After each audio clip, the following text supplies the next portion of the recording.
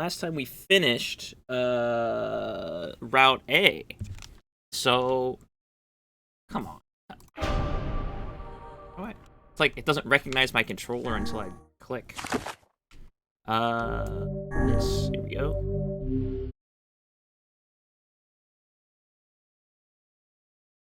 So hopefully, now that we're in, okay, cool, and we're skipping straight to here. Here to pop in for a few minutes. Yo, Aria, what's up? We just finished Route A last time, so this is actually the beginning of, the story again. The beginning of post-time skip, I should say, because that's where they start you in, after you've cleared the game.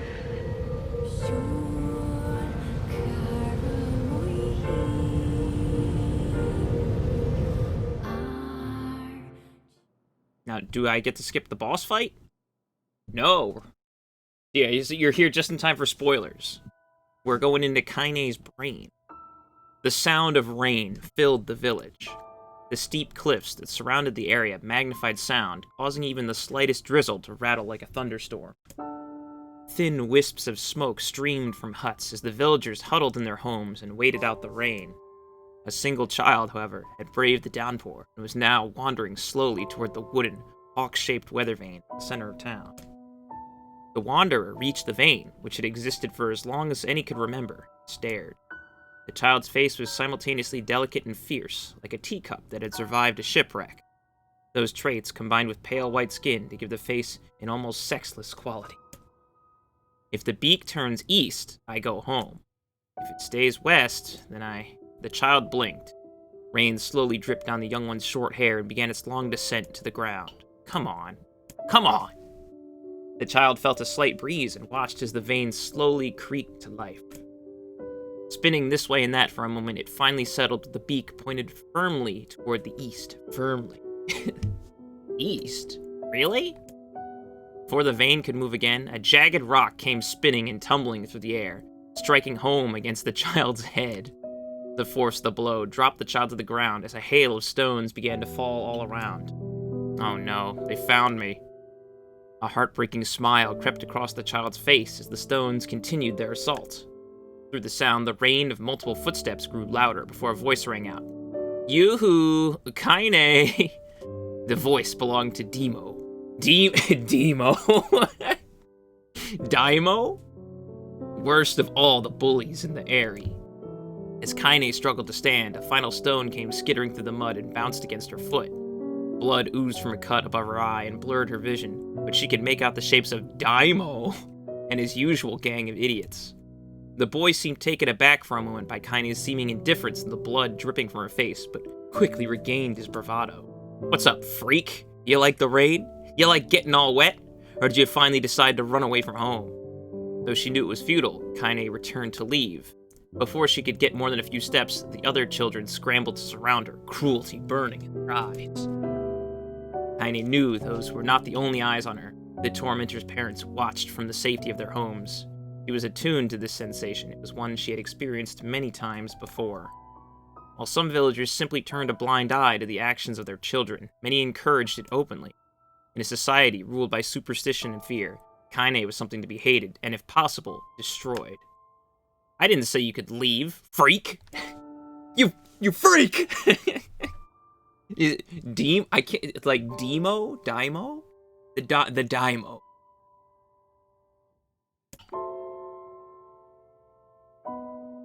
He can't hurt me, she lied to herself. Be strong, be brave. He can't hurt me. He can't hurt me, he can't... Oh, look! The little freak is gonna cry. What's wrong? Are you sad that everyone hates you and wants you dead? Kaine prayed for the rain to flood down and carry her away from a world that seemed to have no place for her. But if there were gods, they chose to ignore her. As Demo crept even closer, the clouds began to thin and the rain slowed. Even the weather hates me. I'm useless. Failure. I wish Demo's rock had taken my head off. Kaine couldn't meet Demo's leering glaze. I'm saying it differently every time. She lowered her eyes and stared at the muddy ground below. The bully moved forward until he was inches away. She could smell the scent of old meat on his breath. The boy grabbed Kaine's face with thick fingers and yanked it upwards. She tried to turn away, but he forced her gaze back and jammed his thumb against her eyelid to pry it open. Show me. No. Did you just say no? You don't say no to me. No one says no to me. Wow. No means no, you freak. Come on, guys. Let's give the freak what she's a see. Look, he stole my word. I'm freak. As soon as Demo finished, kicks and blows began to rain down upon Kaine. Daimo paused, still grinning, as Kaine curled into a ball and tried to make the pain stop. I don't get you, freak. What you acting like a girl for, huh? Everyone knows what you really are. Oh! Kaine ignored the question, choosing instead to stare at the weather vane. Continued to point east, as if supremely confident about the future it had chosen for her. Go home. Yeah, that's a funny joke for someone with dead parents and no home to go to. Freak! No, I'm not gonna. Kaine closed her eyes and listened to the rain, waiting for the pain to start again. As the clutching hands of the village children closed around her, she bent her mind to the sound of the rain, letting it become her world entire. Rain fell, pain never came. Only when the laughter of her tormentors turned into horrified cries did she dare open a single blood-caked eye. Kaine was shocked to see Demo sprawled on the ground, holding his head and screaming in pain. She could see blood welling from spaces between his fat, twisted fingers. Oh my god, he's crying. He's actually crying. Deprived of their leader, the other children glanced back and forth between themselves, as if waiting for someone to step forward and take charge. When no savior emerged, they began an uneasy shuffle away from Kaine, but the young girl was the least of their concern. Instead, their attention was rapt on the ancient woman standing a few feet away. After struggling for breath for a moment, she finally spoke in a voice thick with rage. Hurts like a bitch, don't it? Now I suggest you scatter before I throw another one. And if any of you little bastards ever touch my Kaine again, I'll do far worse than throw a rock. You can count on it.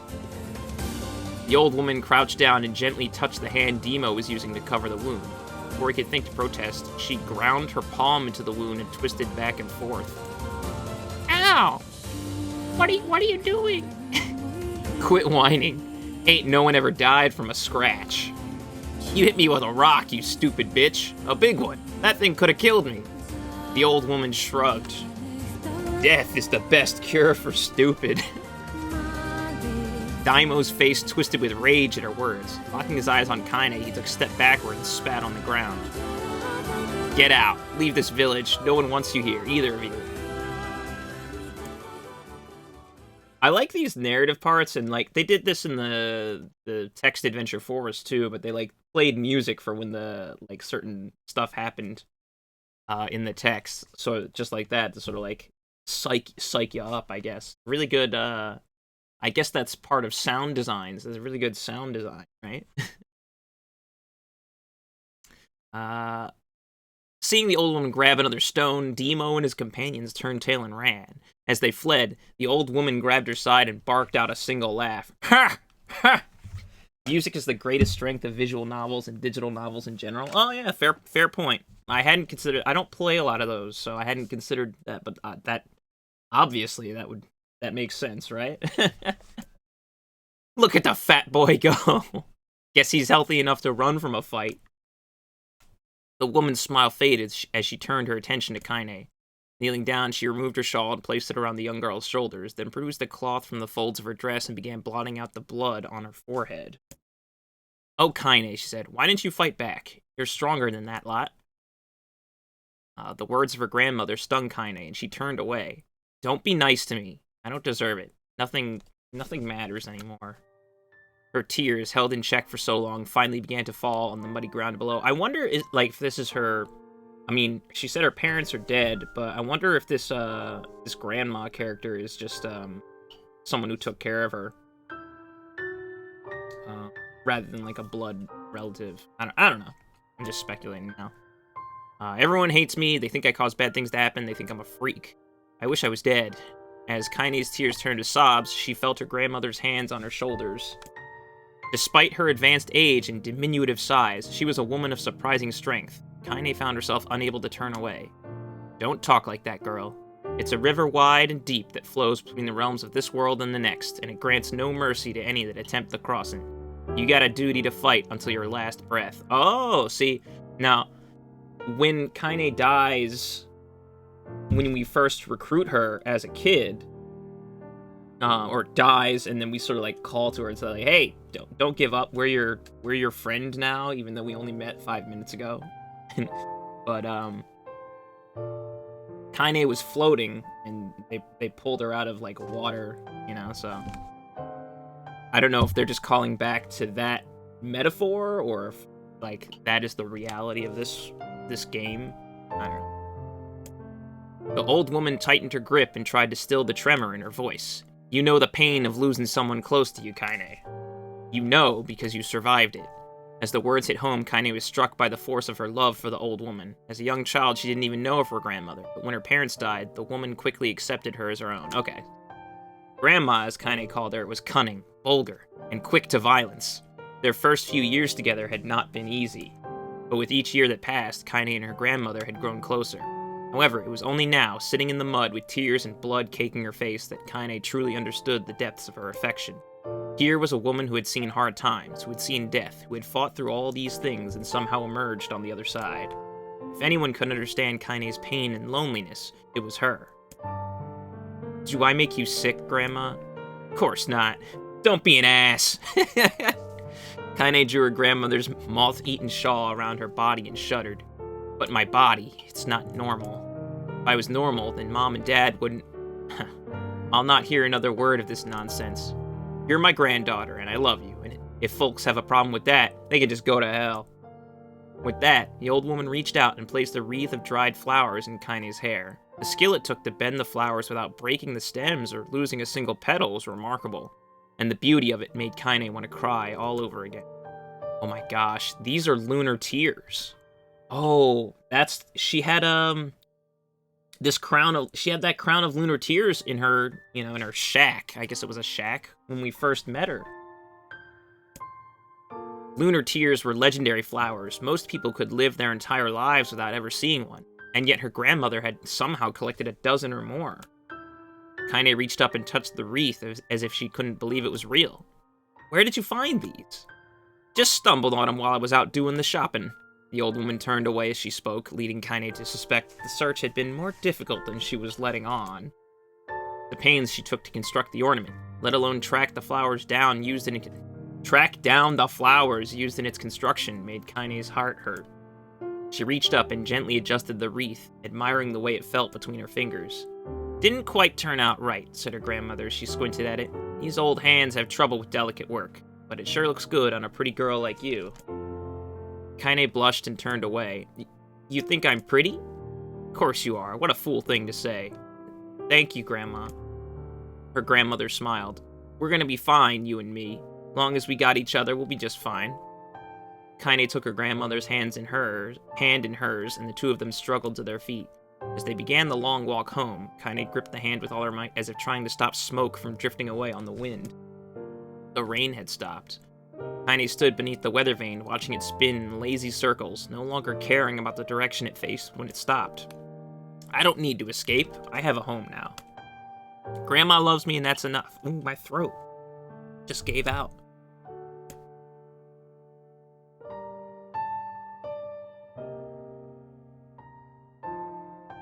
I had like that dry mucus, like right there. Or something. Maybe it wasn't mucus, but just like, I couldn't talk. Kaine let her gaze drift up past the vane and into the cloudy sky. The last faint hints of a rainbow were slowly fading. As she turned and headed home, the light scattered into a million particles and vanished, seemingly taken away on the breeze. Kaine's dreams. Daily life. Okay, I guess we're still doing this. In the distance, Kaine heard the steady sounds of an axe striking wood. The noise had a purposeful quality to it, as if she was hearing a master woodsman go about his work. The firewood being produced, however, was as far from a work of art as could be. Pieces of every shape and size were being flung about a barren yard, wild abandon. Anyone trying to stack such wood would probably die of frustration before the job was through. Stupid piece of shit axe! Kaine's grandmother flailed away with the axe, filling the air with both splinters of wood and words that would make the most hardened sailor blush. Grandma? That you, Kaine? Don't get too close, or I might take your goddamn foot off by mistake. She brought the axe down on a piece of wood, sending chips flying in every direction. One spun past Kaine close enough for her to hear the whistle, at which point she decided to step back. Once she'd scuttled to a safe distance, she cupped her hands around her mouth and shouted, Grandma, do you need help? I can get you water, or lunch, or a new axe or something. The axe, poised to strike another wobbly blow, paused in midair. The old woman considered her granddaughter's offer for a moment and smiled. Granddad! Tell you what, since I'm doing such a piss-poor job of chopping, why don't you come here and take over so I can go get the water? Shades have been restless lately, and I don't want you running into one of them bastards. Relinquishing the axe, her grandmother picked up a long pole with wooden buckets on either end. Gathering water was by far the more difficult of the two jobs, but Kaine knew better than to complain. Once Grandma's mind was set, there was no change in it. Kaine did her best to help with chores, but Grandma took every task that required travel to the village. Though she had a long list of plausible excuses, Kaine knew the real reason. She didn't want her granddaughter to be taunted and harassed by the villagers. Once Kaine moved in, Grandma decided to take up residence a good distance from the Eyrie. Out of sight, out of mind seemed to be the best policy when it came to the villagers and her granddaughter, and rare were the days when any but the two of them could be found on the rocky acre of land they called home. Kaine enjoyed the solitude, but harbored a secret resentment that her grandmother was forced to spend her golden years in such a place. After watching her leave, Kaine turned her attention to the task at hand. She had never chopped wood before in her life, and soon discovered why the old woman hated the chore. Swing after swing of the axe produced only a tiny crack in the wood, and when she finally managed to connect with a solid stroke, the tool embedded itself in the log and refused to budge. Frustrated, Kaine swung the axe around her head and threw it, log and all, across the yard. Damn it! Crap! She suddenly understood the joy her grandmother felt in a good curse. Happier now, she picked up the axe, forced it from the wood, and resumed chopping. She had a natural skill with a blade, but the task was challenging, and blisters soon began to form on her small pink hands. This is tough, and my logs are all weird sizes. Spitting on her palms and ignoring the pain, Kaine redoubled her efforts. Just as she was developing a rhythm, Grandma returned from the village. Setting down her buckets with a small sigh, she took one look at the logs and coughed out a wheezy laugh. Pretty clumsy, girl. You better practice if you... Her grandmother suddenly collapsed to her knees, causing one of the buckets to wobble precariously. Eyes wide, Kaine dropped the axe and ran to her grandmother's side. Grandma! The old woman shook her head and pointed a trembling finger at the bucket. Get the bucket. Can't let it spill. Kaine steadied the bucket with a foot as she knelt by her grandmother. A small bit of water sloshed over the side and made a new home in the hem of her dress, but Kaine didn't notice. Grandma, what's happening? Crazed with panic, she grabbed her grandmother by the shoulders and shook. After a moment, the woman lifted her arms and batted Kaine away. Stop that, stop! It ain't like I'm dying. Just tired from the trip is all. Kaine desperately wanted to believe her, but one look at the old woman's shaking hands and worn face told her more than words ever could. Her grandmother had lived a long, hard life, and it seemed the bill was finally coming due. The time when her grandmother watched over Kaine was ending. Sooner than either of them had feared, the positions would be reversed. The next morning, Kaine came to the side of her grandmother's bed and took her wrinkled hand. Grandma, you're sick and you need medicine. I'm going to the village. The old woman shook her head and tried to rise, but Kaine gently pushed her down. It's all right. I'll be fine. Her grandmother fixed her with a gaze that could melt steel. After what seemed an eternity, she finally lowered her eyes and sighed. Well, I don't like it, goddammit. But I guess I should quit being so stubborn and let you grow up. The old woman watched as Kaine strapped on her boots and made her way down the road to the village. Hours later, as an unseen sun made its way across a dark and rainy sky, she was still watching. Kaine moved at a brisk pace, checking her pockets every few minutes to make sure the money her grandmother gave her was still there. Every noise caused her to spin on her heels, making sure she wasn't being stalked by a shade, or worse, Demo and his gang. But she encountered neither tormentors nor shades, and Kaine finally found herself at the entrance to the village. The few adults she could see glanced sideways at her, then muttered to each other behind raised hands before slinking away into the shadows.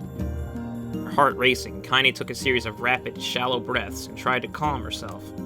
A I have to prove myself. I have to help Grandma. I have to be strong. She chanted those words to herself over and over as she slowly made her way.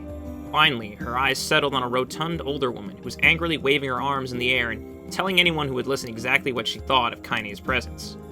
"Hey, lady! Where's the apothecary?" The woman's flabby cheeks shook in bewildered anger. "How dare this thing speak to me?" they seemed to say. But Kaine saw that her eyes held a different emotion. Fear. "Yeah, we're both scared, lady. Trust me on this one." "Which way?"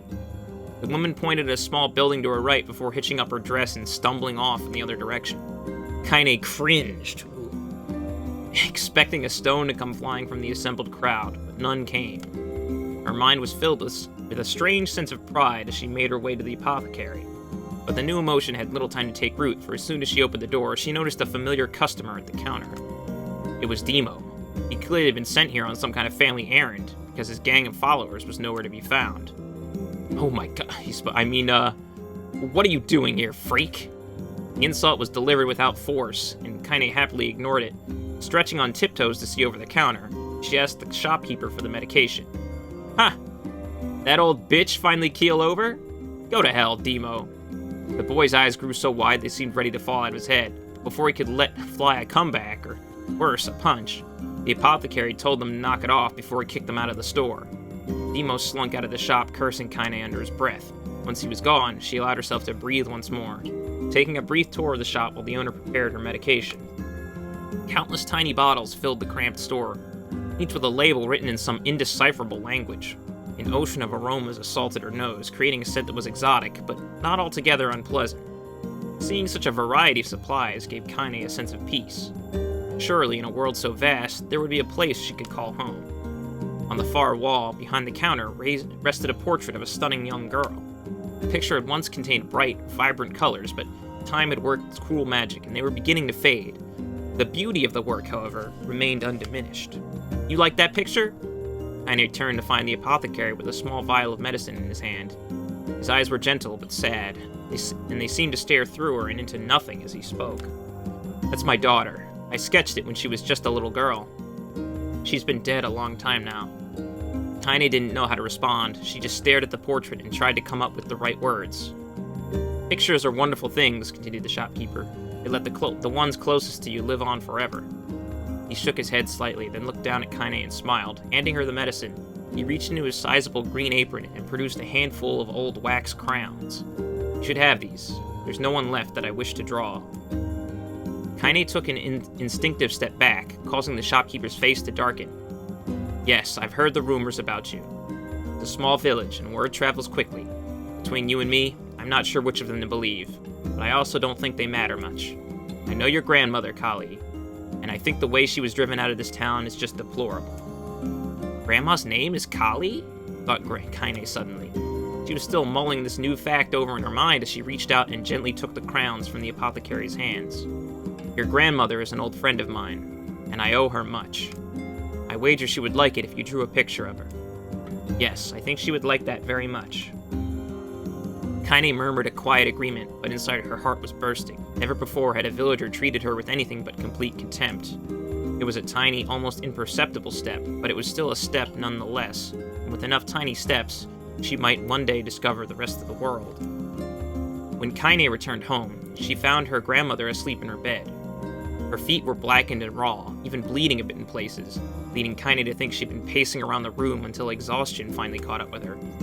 She placed the medicine by her grandmother's pillow and turned to leave, but found the old woman's hand clasped around her arm. "Back already, are you?" asked her grandmother with a yawn. "Come here, let me have a look at you." Examined Kaine, finally satisfied that nothing terrible had befallen her grandchild. She leaned back and allowed herself to relax. "Well, how was it? Those bastards give you any trouble?" "It was kind of fun." "No, seriously, it was. Fun, eh?" "Uh-huh. So anytime you need me to run an errand, just let me know." As she spoke, Kaine removed the crowns from her pocket. After a brief explanation of their source, she informed her grandmother that she was going to sketch her portrait. "A portrait of me? Ridiculous. No one wants to stare at a wrinkled old crone."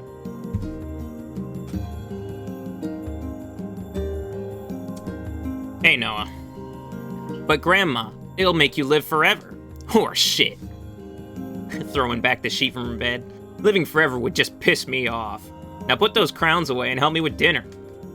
But Kaine would not relent, and in the end, Grandma found herself leaning against the wall of their house as if posing for a master artist. Kaine took up the crowns, eyed her subject carefully, and set to work. Just as her grandmother was about to nod off, Kaine finished the piece. After staring at it for a bit, she released it from her grip and let it slowly drift to the floor. It's terrible. It doesn't look like you at all. I'm sorry, Grandma. I thought these crowns would, make drawing easier or something. The old woman's eyes narrowed at her granddaughter's disappointment. Let me be the judge of that, she said, ignoring the pain in her back and reaching for the paper. This is the start of Route B, Noah. It's going to give us some context about all the stuff that happened in A. Basically, how the game works is you play the beginning of the game, and then there's a time skip, and then you play the second half of the game. And that's part A, and then part B starts you at the right at the time skip. So we're going back to the time skip, and we're getting a little context for something that happens during the time skip, and then we're gonna see more stuff as we play through basically the second half of the game again. The sketch could have been a person's face. It also could have been a boulder. A lump of clay, or an incredibly misshapen loaf of bread, all rendered in a chaotic array of colors. The old woman stared at the picture for a long time, then slowly wheezed out a laugh. Oh, Kaine, she said between laughter, you truly are my blood. You're as clumsy as me, and I love it. But, hush, I won't hear any more bull about how ugly you think it is. It came from the heart, and I'll treasure it always. True to her word, the old woman gave the picture a place of honor above the kitchen table. In the days that followed, Kaine would often catch her staring at the portrait with a strange smile on her face. In action, she interpreted as silent, mocking laughter. A week later, Kaine could stand it no more and asked her grandmother to take the artwork down. Posh! I'll take this down when they roll me in my shroud. She pondered this bit for a bit, and then turned to Kaine and dropped to one knee. Listen to me, girl. Seeing this picture makes me happy in a way I've never felt before. And it makes me want to go on, so that someday you can feel the same happiness. It was a moment that burned itself in Kaine's memory, a perfect blend of pride and love and joy that came together to form a lifelong remembrance. She swore to never forget this moment, to never forget the old woman who had made her place in the world possible. Time moves on. People and memories move in and out of life like ghosts passing through a hall. But this moment will be different, Kaine swore, because I will remember it forever.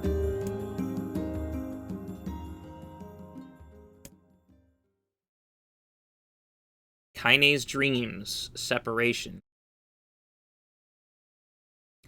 Kaine listened to the sound of crackling firewood and stared at the black object on her plate. Man, this is like Guilty Gear Strive, where it's just like 4 hours of cutscenes, and that's the story mode.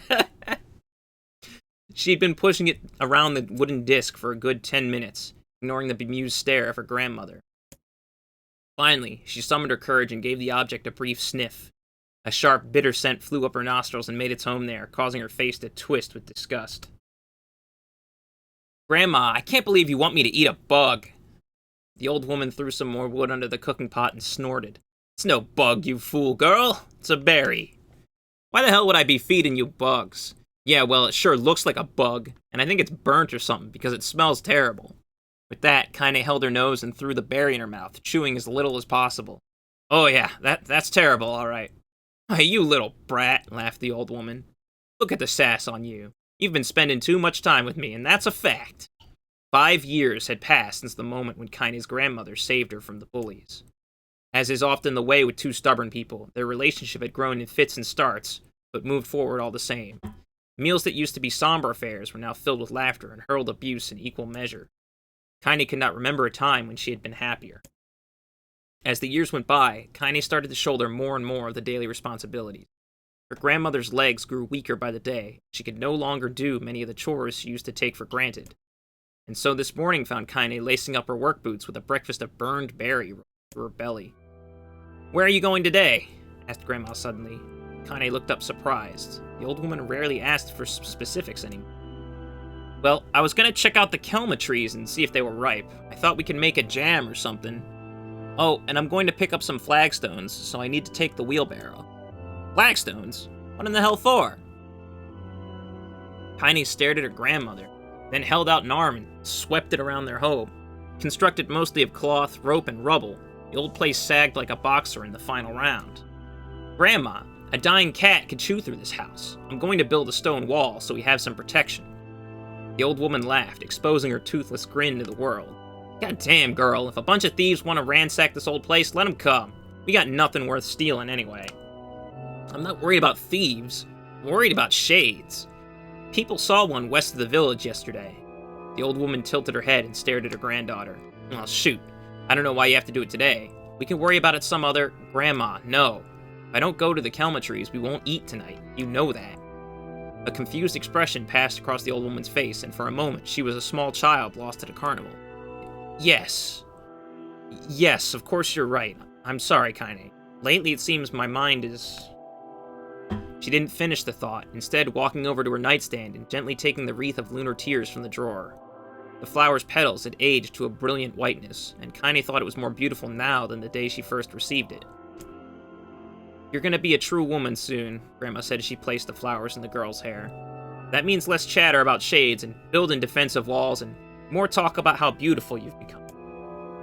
Annoyed, Kaine reached up to remove the garland, but the look on her grandmother's face stopped her hand. You're a beautiful thing, said the old woman, and there ain't another like you in all the world. I'm very proud of you. Okay, Grandma, that's enough goddamn compliments for one day.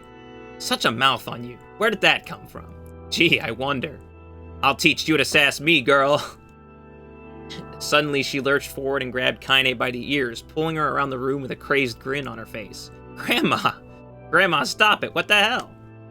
The old woman stared at her and blinked, then slowly held her wrinkled hands out as if it was the first time she had ever seen them. Oh, I don't know what happened there. I'm sorry, girl. Sometimes my mind just... Kaine thought the look on her grandmother's face was the most heartbreaking thing she had ever seen.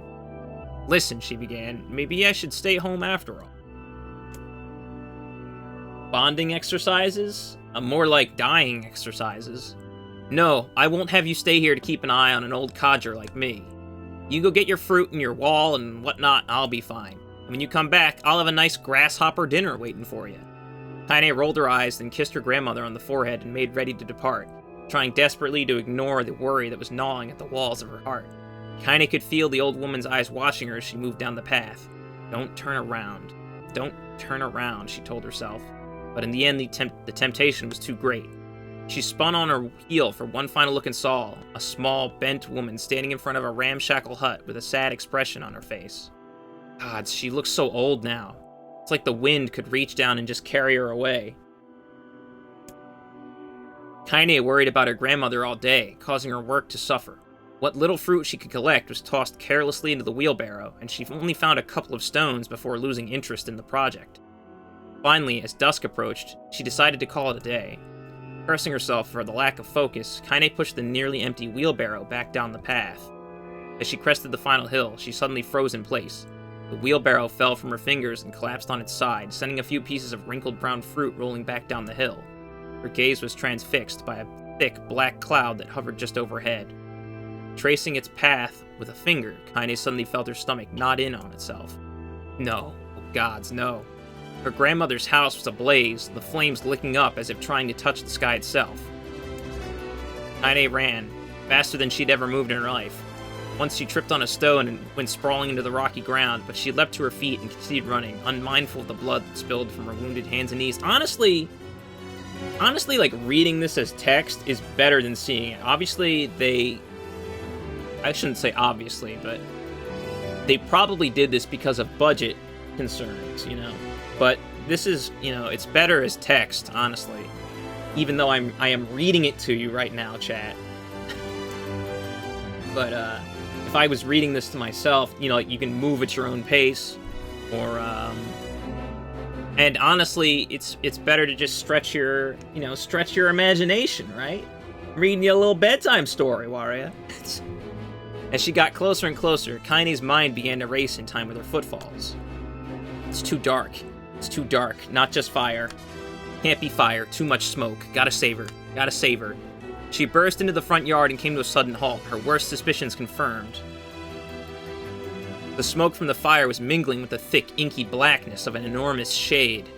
The massive creature supported itself on 3 twisted feet, and achieved balance through means of a large, armored tail.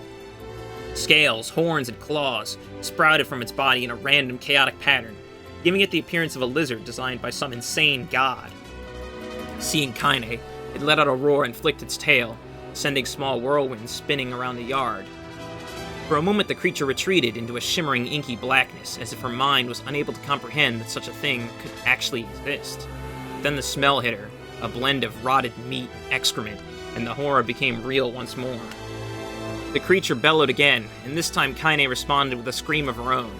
"Alright, you bastard," she thought as her scream echoed off the high cliffs around them. "It's you or me. Let's go."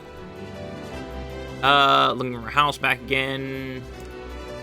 With dread building in her heart, Kaine glanced toward the house. Through the smoke and flames, she spotted a small figure struggling to escape the ruins.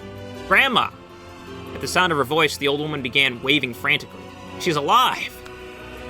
Kaine's legs sprang to life as she raced across the yard toward the flaming wreckage of the house.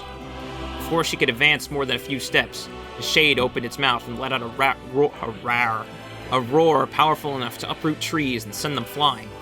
The blast sent Kaine tumbling through the air before smashing her against the rocky earth. Stars danced in front of her eyes as she tried to remember how her legs worked. Get up. As Kaine struggled to her feet, the shade stomped toward the house and pinned her grandmother to the ground with the tip of a claw. The old woman struggled to move the claw from her stomach, but she might as well have been pushing a mountain. She coughed briefly, sending a small spray of blood into the air, and collapsed to the ground, her energy spent. Kaine lurched to her feet, only to fall back to earth with a gasp. Her ankles were on fire. One or both of them were surely broken.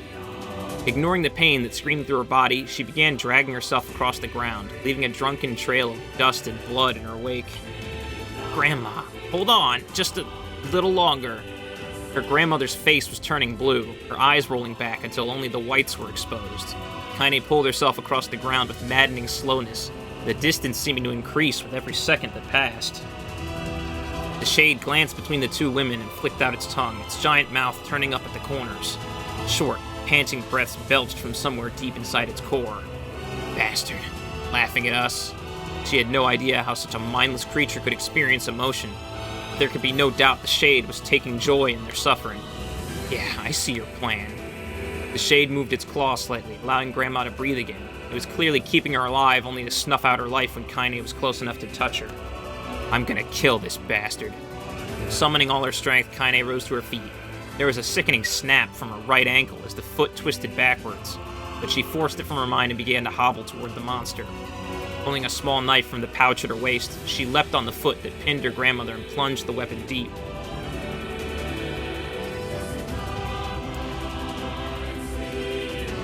"Give her back," she screamed. "Give her back to me!" It was like stabbing a rock. After a few swipes, the knife broke at the hilt with a dull snap. The shade panted laughter again, then raised its tail and sent it rushing through the air toward the young girl that was latched to its foot. Kaine never had a chance. The tail struck her square in the chest and sent her crashing into the burning wreckage of the home. As she lay on the ground with blood pouring from multiple wounds, a small, weak voice spoke up. "Kaine?" Kaine's vision blurred, but she forced herself to focus on the sound. Finally, her eyes cleared enough for her to make out her grandmother's hands reaching out to her through the smoke. "Grandma?" "Kaine, you gotta run. You can't best this one." Kaine grabbed the hands and held on with all her strength. "Grandma, come on, we have to go." The old woman coughed loudly. One of her hands, slick with blood, slipped from Kaine's grasp and thumped to the ground below. "I said run, goddammit. You have to live. You have to get through." The thought would stay forever unfinished. Before she could say another word, the shade's clawed foot descended, smashing through the remains of the roof and down upon the shattered figure of the old woman. Blood oozed from gaps in the creature's toes as the terrible, putrid smell assaulted Kaine's nose once again. She stared at the foot, dumbfounded, convinced that what she was seeing could not possibly be real. When the creature finally lifted its appendage, all that remained underneath was a twisted, unrecognizable mass of rubble and red. Her grandmother was gone. Kaine blinked, trying to feel the hands which had been in hers just a moment before. For a fleeting instant, she could remember the warmth of that embrace, the trembling of the fingers, but then the sensation drifted away on the breeze and was gone. Memories flashed through Kaine's mind, one after the other, faster and faster until they became a meaningless jangle of noise. Kaine screamed then, a thunderous sound that echoed off the cliffs and seemed to roll away forever. The shade eased forward, black ichor pouring from its mouth and dissolving into smoke on the ground below. The shade shook with every step as it crept toward its prey. Kaine's body slowly rose as if controlled by a mad puppet master. Her arms and legs were bent at impossible angles. Her head lolled dangerously close to the side, yet somehow she managed to stand. Staring at the shade, her eyes began to glow with a deep red fire. The creature, so confident just moments before, took a slow, hesitant step backwards, trying to discern if this broken human could possibly pose a threat. Kaine seized the moment. Laughing like a madwoman, she leapt into the air and plunged the shattered hilt of her knife deep into the leg of the shade. The shade shook Kaine off like a fly, sending her crashing to the earth once again. Her chest rose and fell slowly, as if a great weight were resting on it. Moist sounds of pain echoed through her mind. Something warm and thick oozed from her ears. Is that blood? I think it is. I think I'm bleeding to death. No, can't die. Grandma told me to live. Deep inside Kaine's mind, something finally broke. The sound, the pain, the smoke and flames, all of it faded away until all that remained was a single incantation repeated over and over again. Kill it.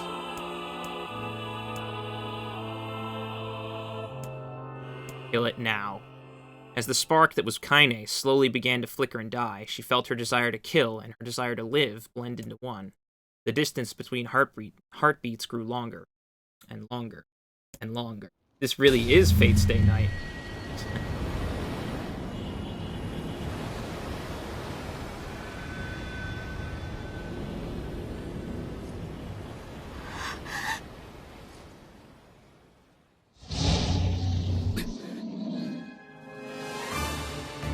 Oi, 来るぞ。分かってる。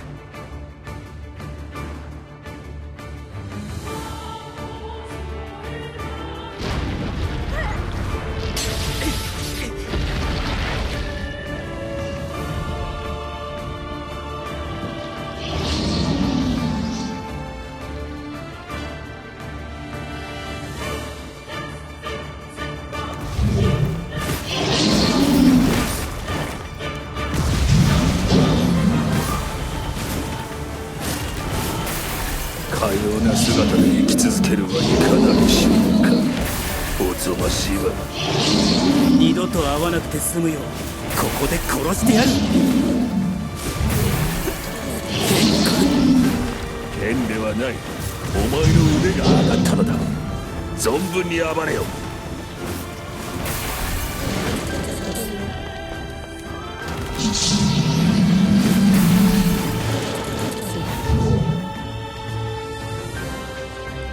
That's just her normal outfit.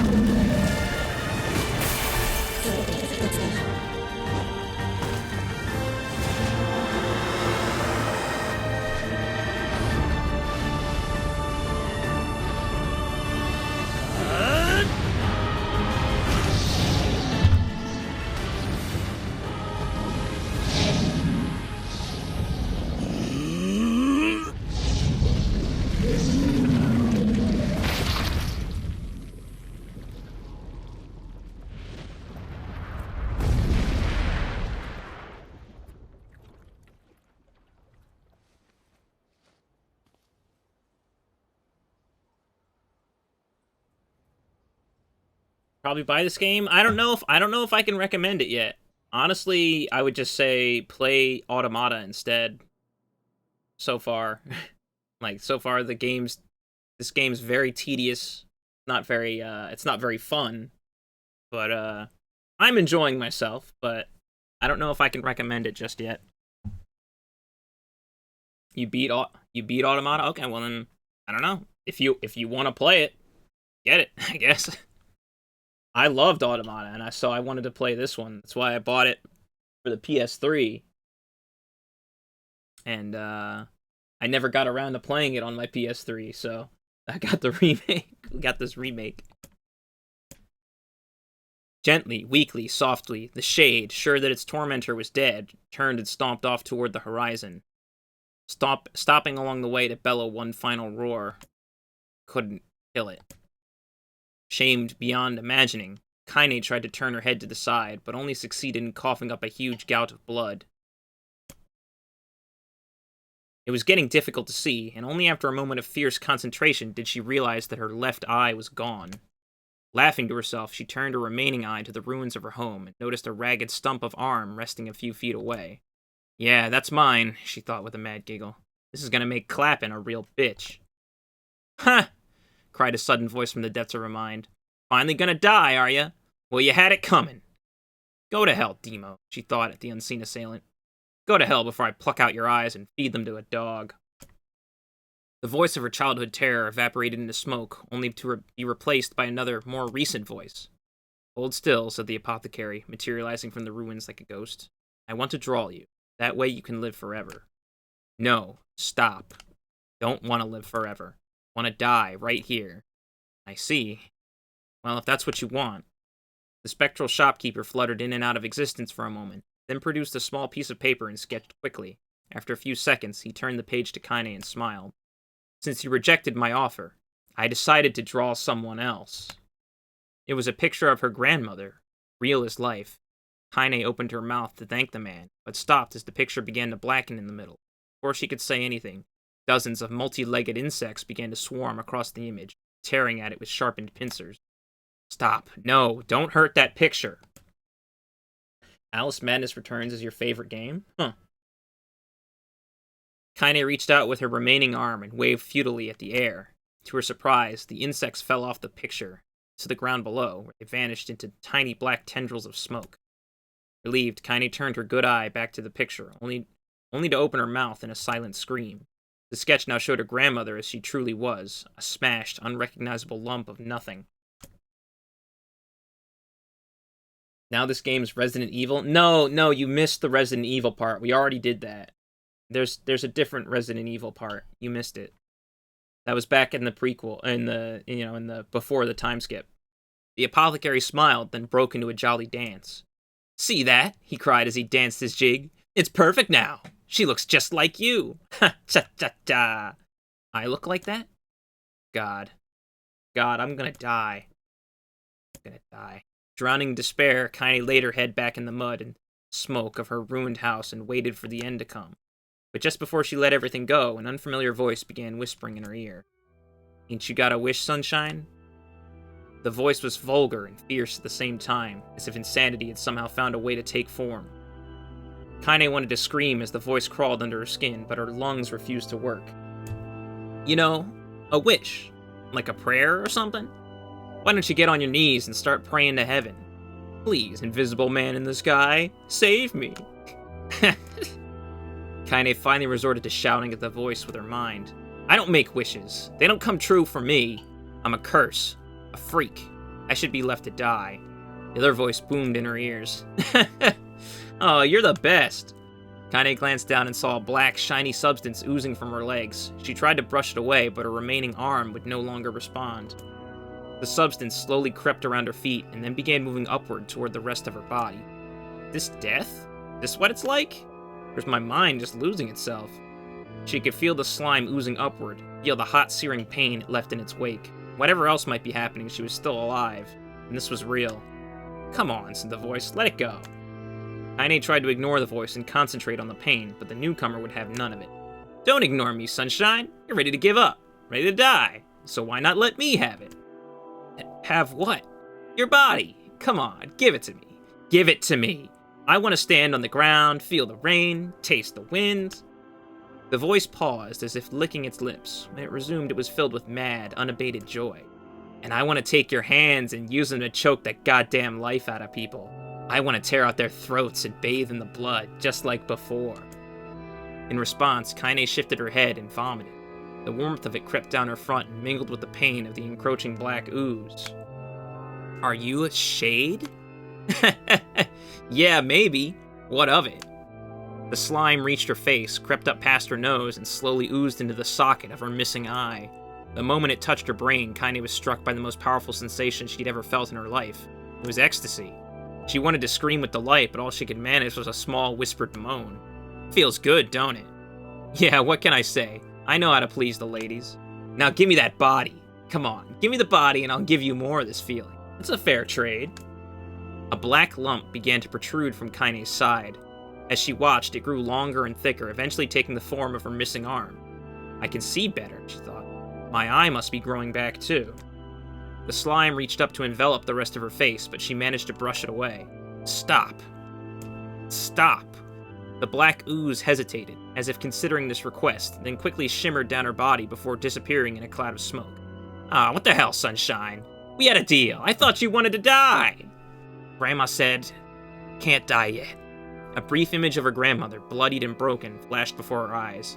She saw the shade that had killed her and heard its mocking laughter, then closed her eyes and forced the image from her mind. Her whole body was quaking with rage. When she opened her eyes again, they burned bright red. That thing took my grandmother. I have to kill it before I die. Kaine glanced down and saw a mysterious pattern. The pattern of the shades burn itself into her left arm. I'll be damned. Look at that, Sunshine. I think you and me are gonna be good friends now. Kaine stared intently at her arm. The more emotion she felt, the more the letters seemed ready to puncture her skin and begin infecting the rest of her body. The arm clearly had a will of its own now. Stop. Gotta stop. Holding her left arm in her right, Kaine took a deep breath and tried to calm herself. Oh, okay, so... Miss a lot of your streams since I normally work nights. Well, then, thanks for stopping in. Come on, don't fight it, pleaded the voice. Hate's my favorite dish, and I'm hungry. I'm hungry. Let it go. Feel the anger. Burn with the fire of revenge. Thirst for blood. Then go out there and... Shut up. Shut up and get the hell out of my body. Your body? Oh, that's rich, Sunshine. Real rich. Look, why don't you just up and die so I can have this body all to myself? What do you say? I bet those buddies of yours in the area would love to see you dead.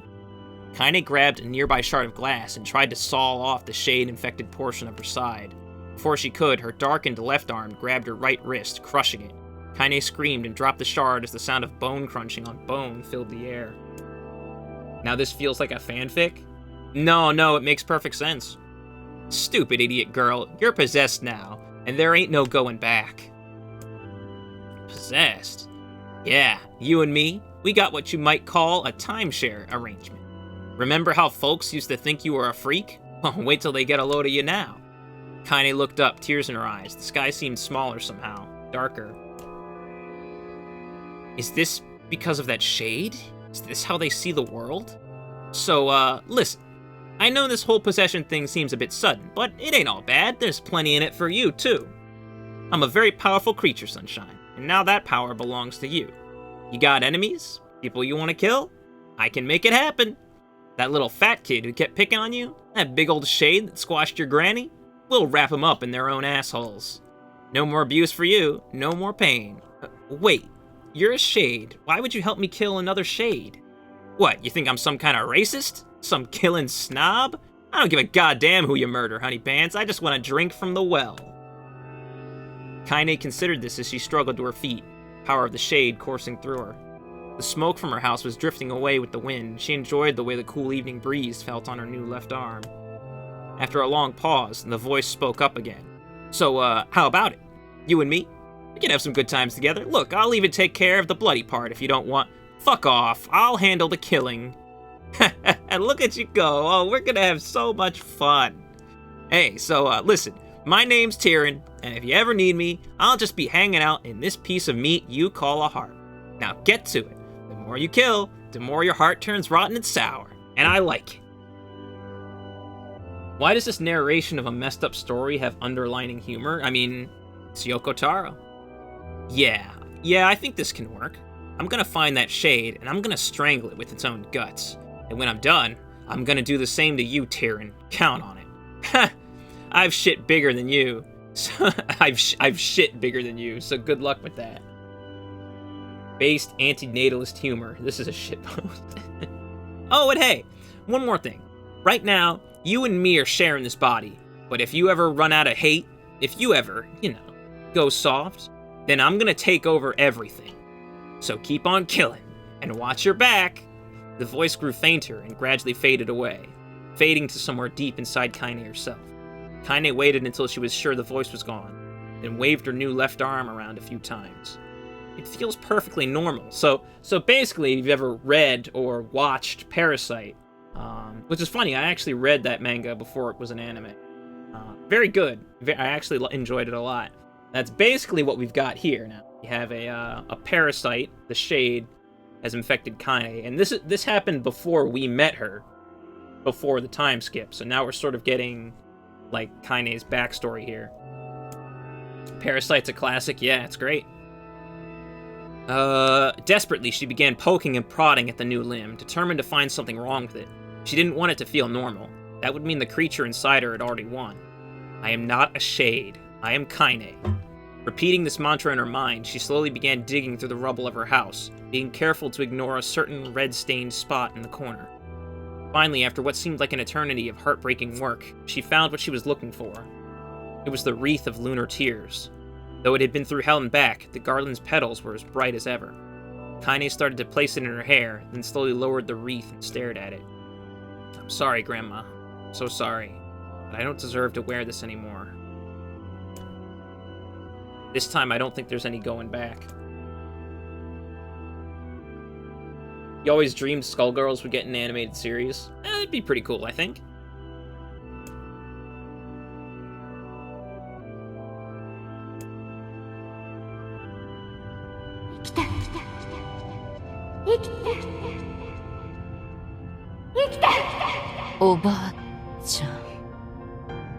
Kaine-san, 生きて! 戻ってきてください!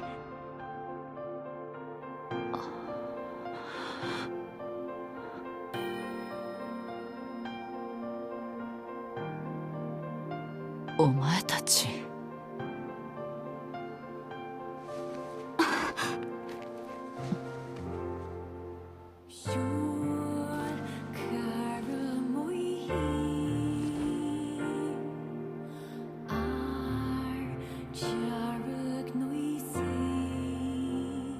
エミール、私を呼んでくれていたのはお前だな。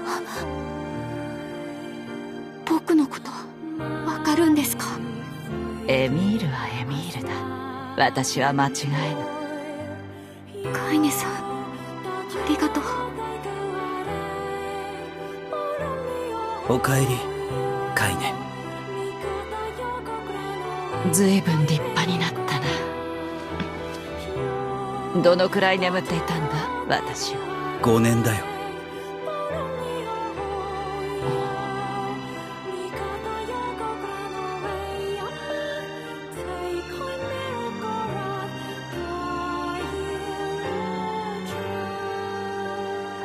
そうか、5年か。ヨナは探してるが、魔王の足取り自体なかなかつかめぬ。これ。それは月の涙。おばあちゃんのに負けないやつをって頑張って作ったんだけど。そうか、ありがとう。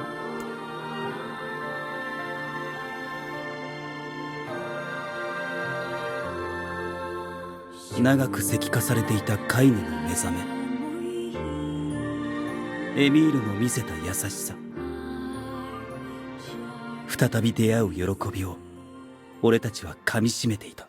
This is the same as Route A. デボルさんたちからその話を聞くまでは。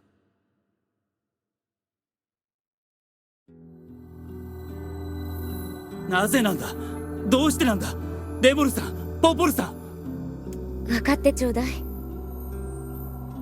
揉め事が起きて危害が及ぶのはあなたたち自身なのよ。でも大丈夫ですよ。僕らなら外で寝ますから。待てよ、おかしいだろ。己の身を犠牲にして村を救ったカイネとエミールがなんで村から追い出されなきゃならない。だって僕らこんなんだし、みんな怖がりますよね。I mean, just look at me! あなたにそう思ってもらえるだけでもう十分ですね、カイネさん。私は外の方が慣れてる。そんな。じゃあ外で待ってますね。すまないな。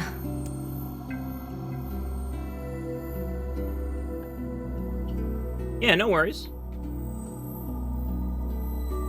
どうした？俺ちっとも気づかなかった。カイネがなぜ野宿していたか。 Kaine always sleeps outside. I never thought about that until just now. Really shows how much of a dumbass this guy is. Waria, yo, thanks for stopping in. Have a good night.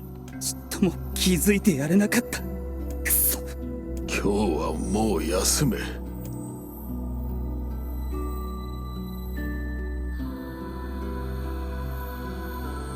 その夜は眠ることができなかった。デボルさんを初めて憎く思った。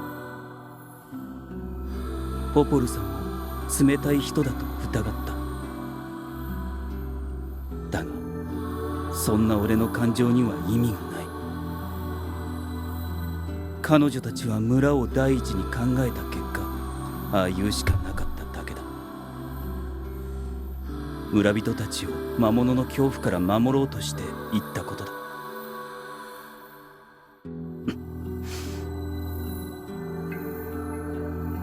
デボルさんとポポルさんの罪を責めるなんてできない。カイネたちの立場を知ろうともしなかった。俺も同罪なんだから。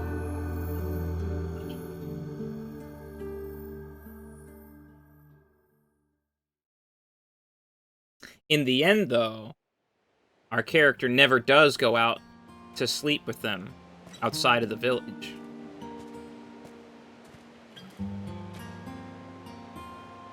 カイネとエミールに謝ろう。謝って、いや、謝ったって。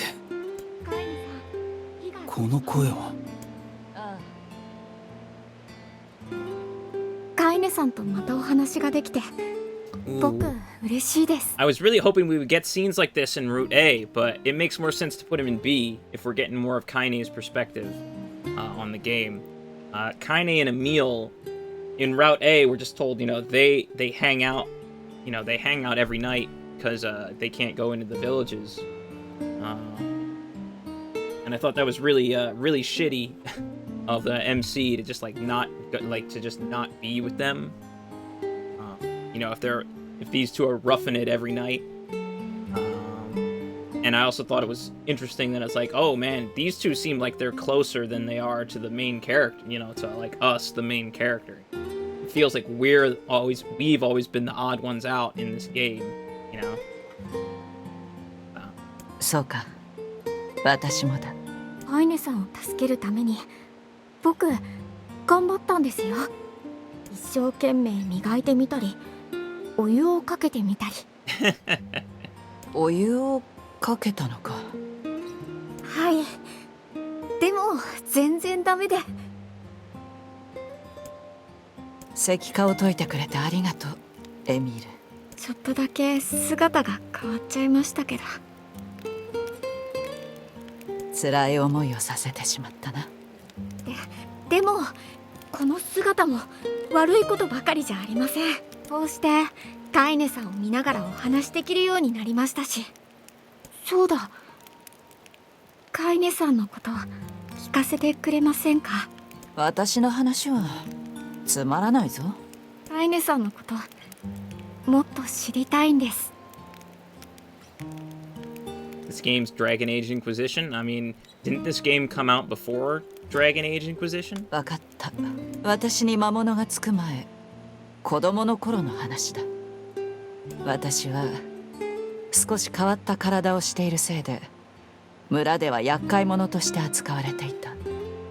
でもただ一人、おばあちゃんだけが私を受け入れてくれたんだ。どんなに辛いことがあっても、おばあちゃんがいてくれるだけで私は生きようと思えた。カイネさんにとって本当に大切な人なんですね。ああ、そうだ、カイネさんの石化も治ったんですから、魔物つきのことや僕の体を治す方法も見つけましょう。みんなで探せばきっと簡単ですよ。僕たちならきっとできると思います。お湯をかけるよりは難しいと思うがな。もうそのことは忘れてください。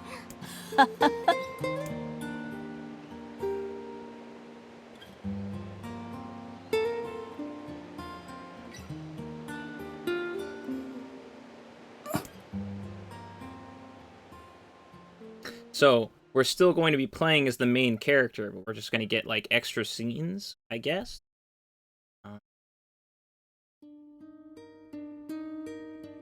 眠れたのか。は目が赤いな。あまり思い詰めるな。あ、ポポルさんたちのところに行く。わかった。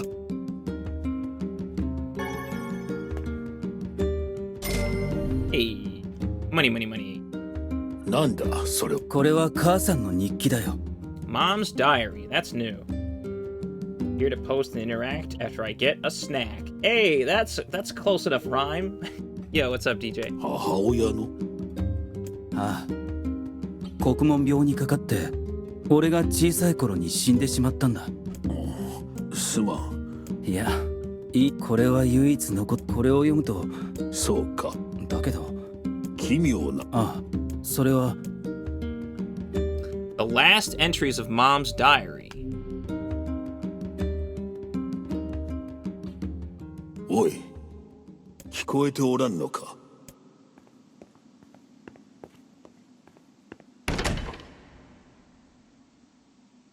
Yo. 何をほうけているのだ、お主。Yo. 何か夢を見てい It's たよ Gestalt. Yo. たまま寝るとは器用なやつだな。There he is. 行くぞ。あの扉だ。ああ、行くか。 Ah, is this new?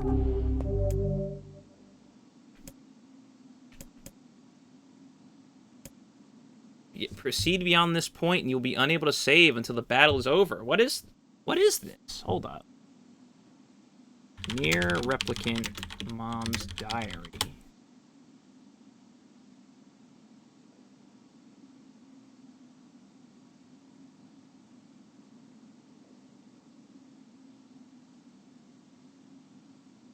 This allows you to play the DLC for the original version of Nier Replicant. Okay.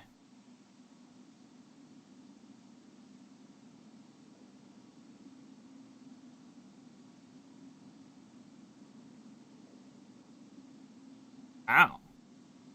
Why are you Googling Mom's diary? Because that's what this labyrinth is. Oh. Huh. Well, we need to do these anyway, so we may as well give it a try. We need to do these to get the weapons that I'm missing to get the next endings. So.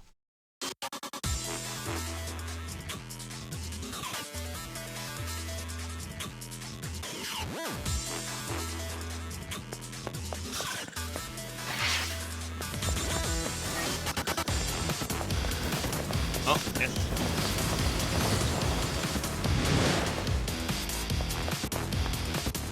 Can't go over there. I guess we're going down. This song is sick. Let's go.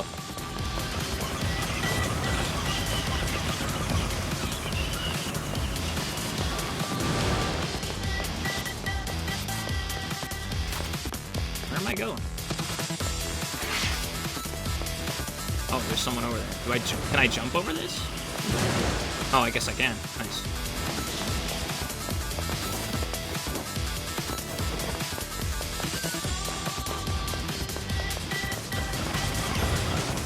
This song is awesome.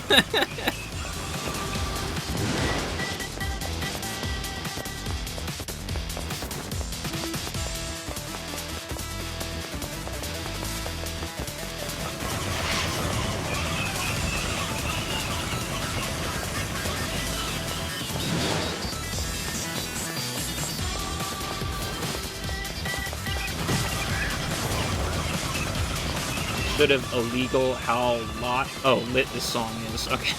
I'm like, what are you saying?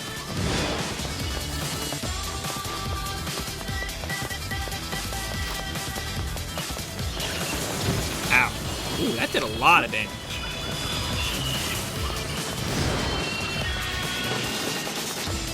Problem is right now... Oh, I do have access to my items.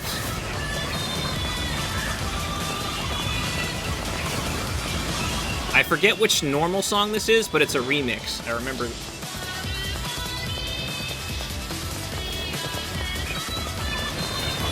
Is this a Meals theme? Like, is this a remix of a Meals theme? I can't tell. Oh, there's the boss. Ooh, well, I guess we're down here now. Hey.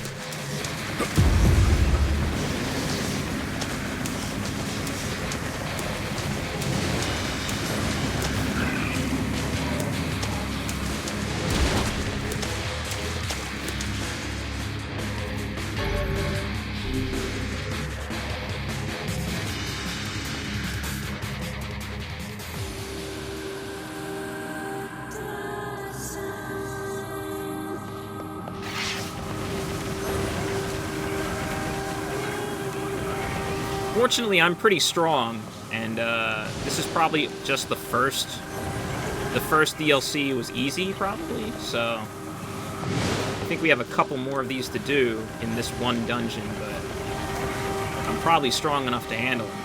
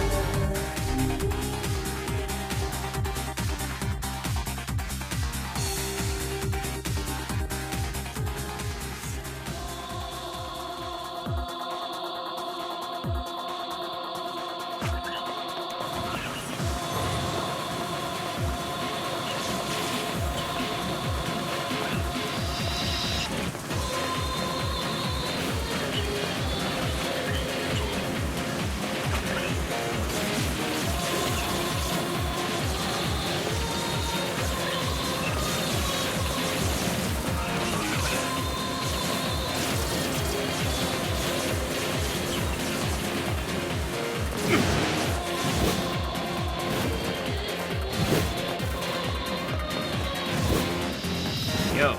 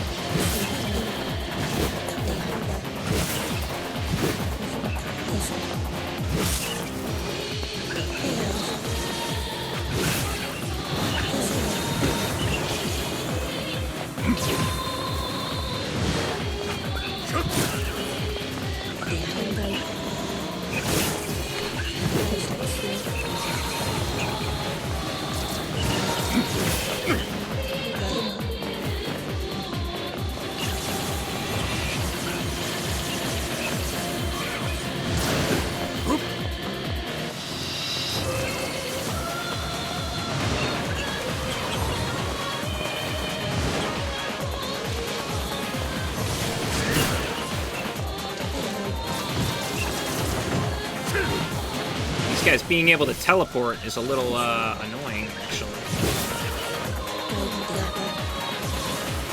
Alright. Oh, okay, got it.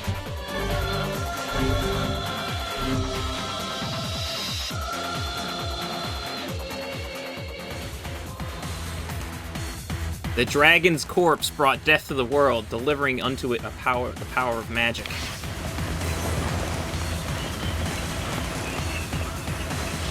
For those who don't know, Nier is a continuation of the joke ending of one of Yoko Taro's earlier games, Dragon Guard 1, known in Japan as Dragon Dragoon for the PS2.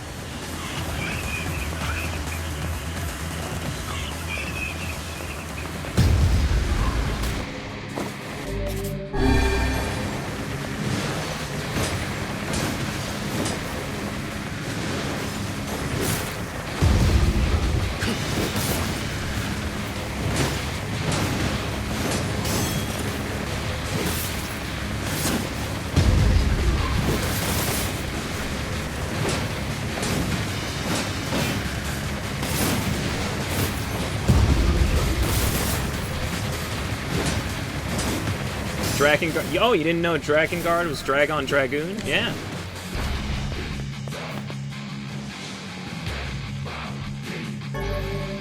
So yeah, Dragon Dragoon is Drakengard 1 for the PS2, and the joke ending of that game is how Nier starts. Technically, like, that's the inciting incident of this game. The black sickness stains the future. They journey to return to soulless vessels. Oh, we're in the Zelda section. Right, this was the Zelda dungeon?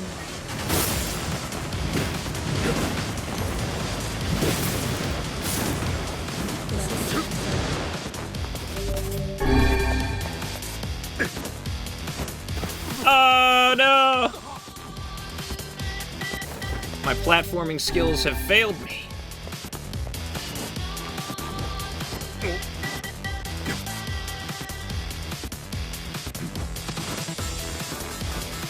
Alright, here we go. We're back in it.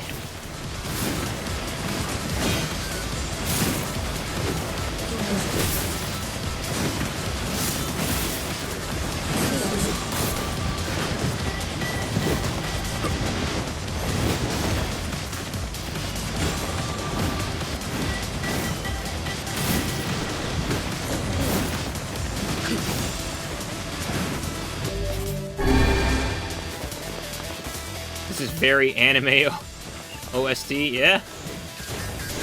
Ow.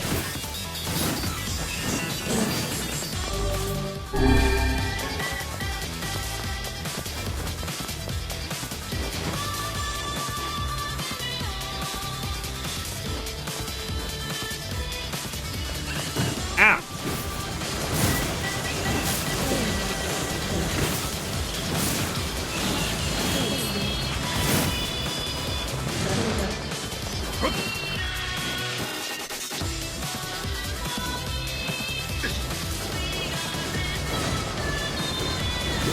Into the sand I go.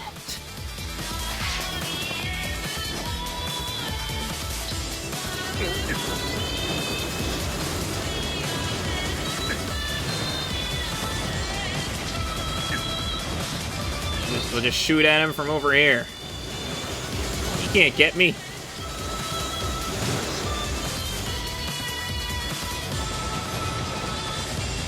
There we go.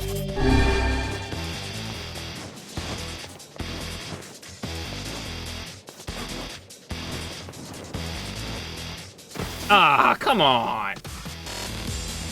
Oh, okay, it starts me here. That's fine. Oh, big boy. Ow!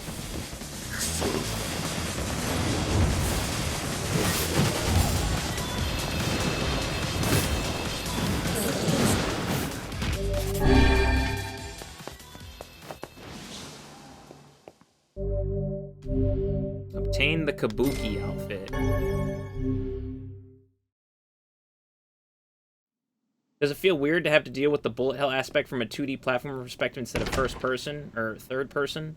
Kind of. Especially when this game doesn't do it very well. Automata does it better.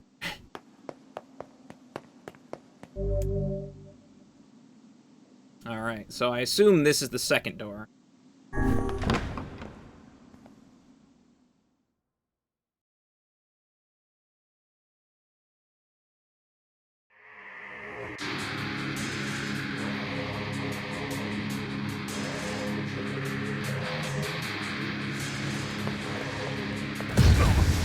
Is it true?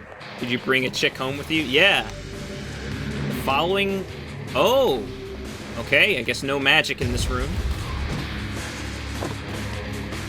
I remember the rules of the Zelda dungeon. Ow, come on.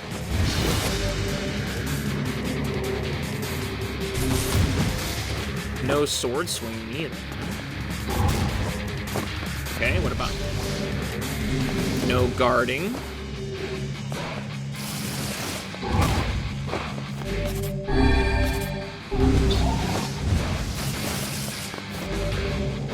No dodging.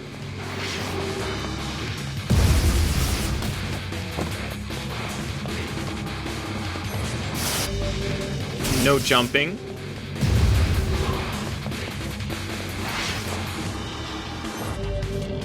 No dodging. Oh, does that mean as long as I don't break the current rule, I can do what I'm doing?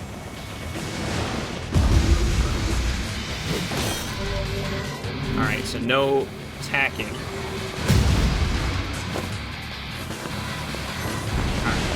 Whew.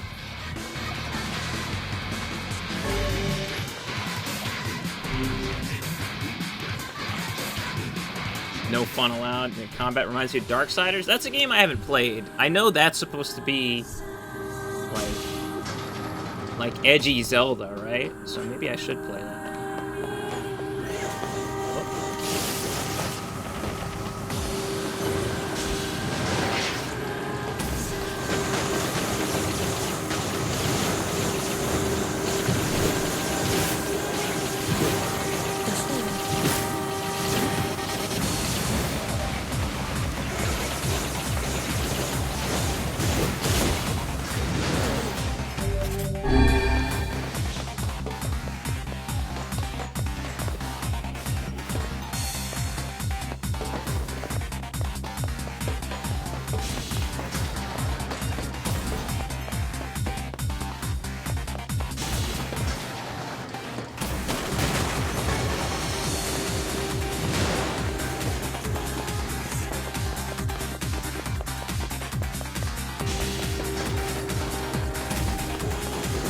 Man who hasn't played it knows it. I mean, that was the whole conceit of the game, right? Like,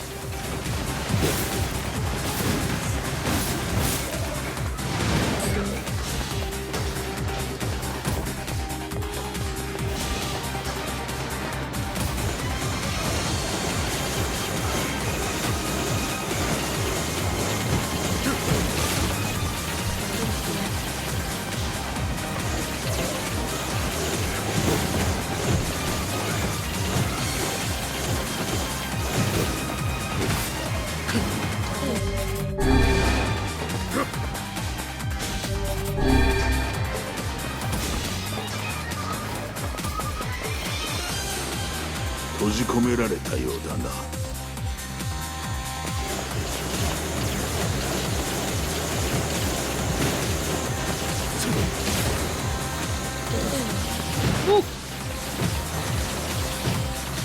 these do quite a bit of damage.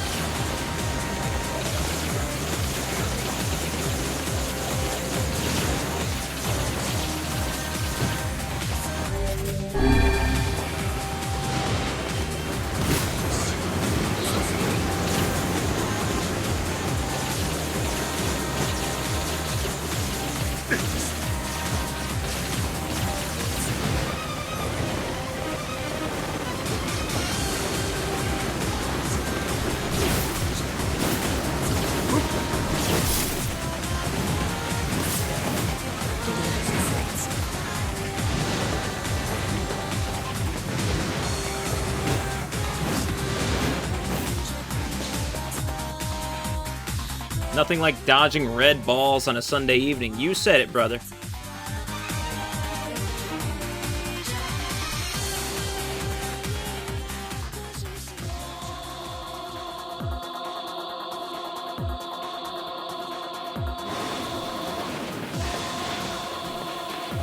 Robot time.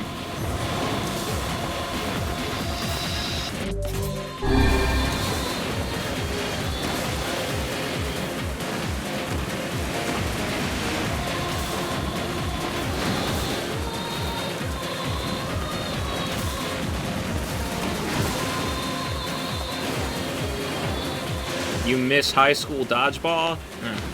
What are you, some sort of jock?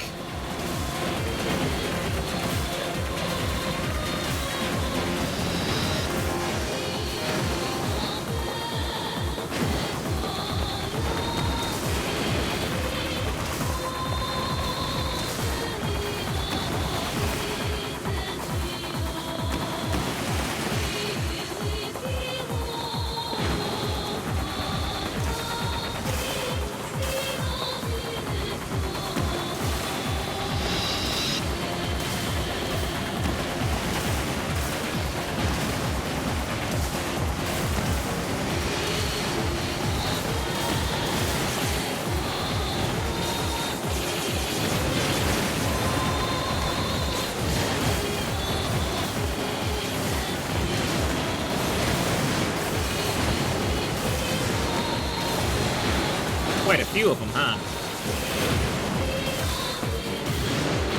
Numbers don't make up for how weak those guys are, though. Alright. We got the two-handed sword.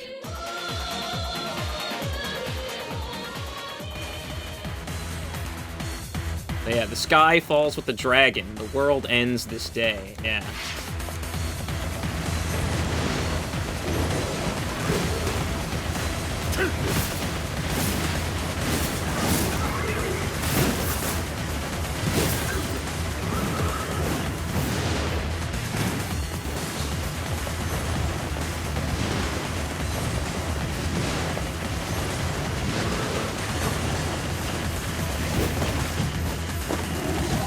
Oh, really? That double hit me?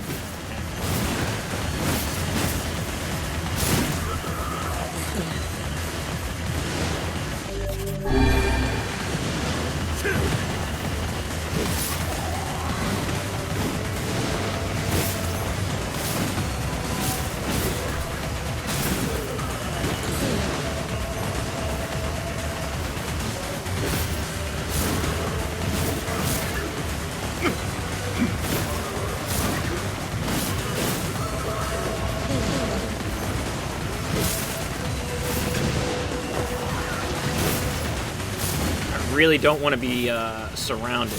These guys are bulky. Like, they're really tanky, so...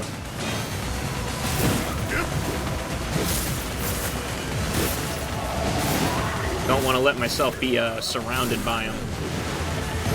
Try and kill them as quickly as possible here. Because they're starting to spawn faster, like there's one behind me. Yep, right there.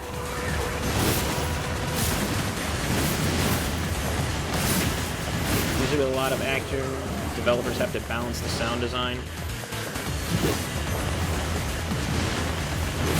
It sounds like they didn't even try in this game. The sounds in this game are a mess. I mean, I don't know if it's because I'm constantly holding down the bumper, which is shooting out my magic, or what. I don't know. It hasn't been bothering me that much. I wouldn't say the sound's excellent, the sound design, but, like, it hasn't, you know, insulted me, I guess.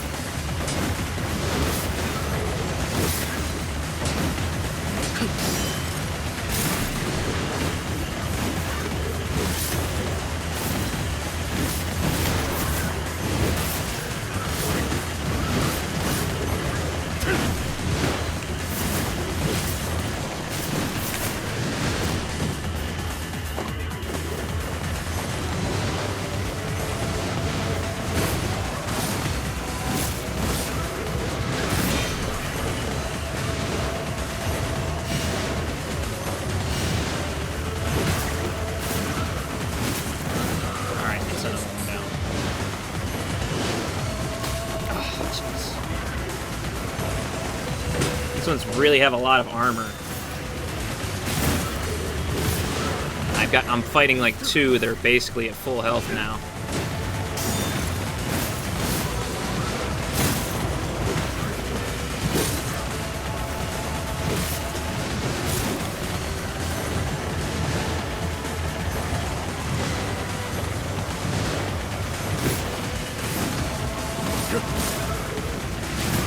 There's three now.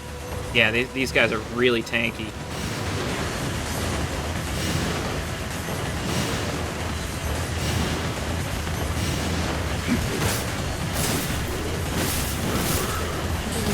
Alright, I got one of them.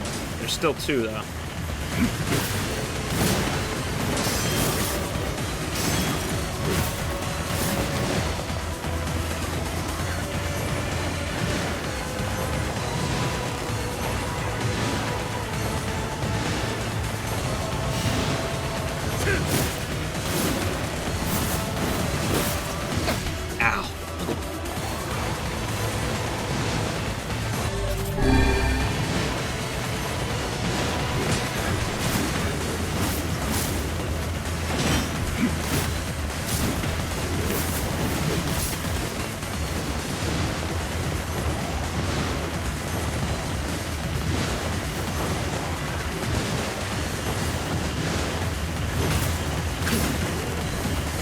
I don't even think I've ever fought this type of shade before. Alright. Maybe this is the last one for this section? That would be nice. Okay, shield's broken. Not broken.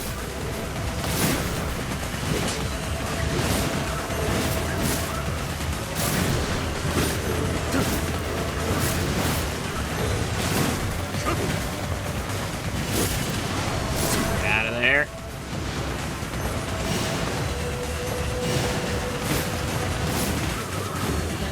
Alright. Whew.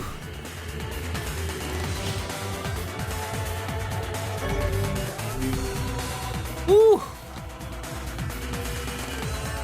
That last one was spooky. Those guys were just really strong. They had a lot of HP.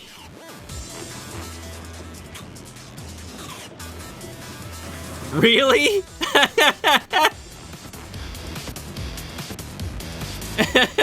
First person.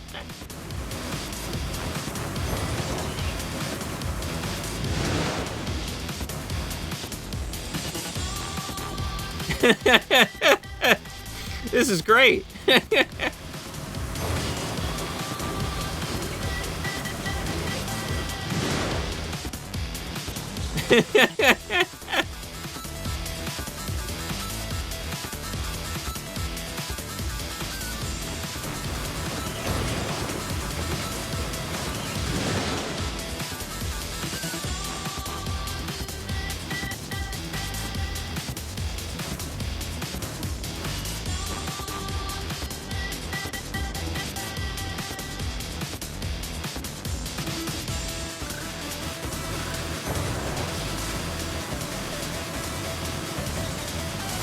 Yeah, it's literally just first person.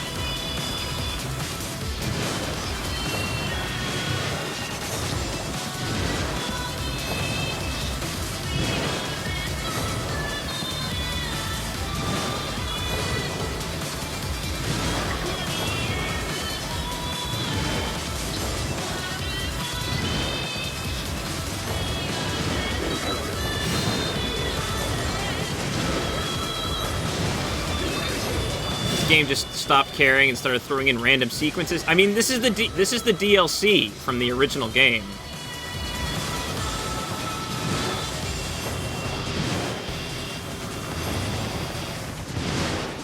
Do they want me to kill the boar? Well, I did.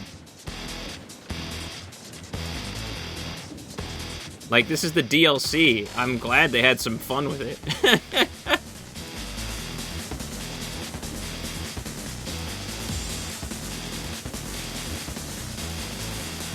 Because this is the only time the game has done something like this. So, I think that's fun.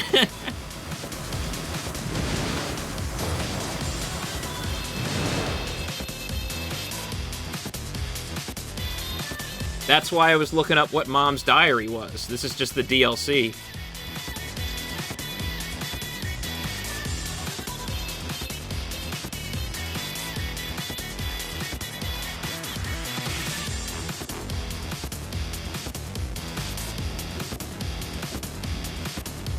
Doesn't even seem like... I don't even know what the purpose of this section was, because it's not keeping score.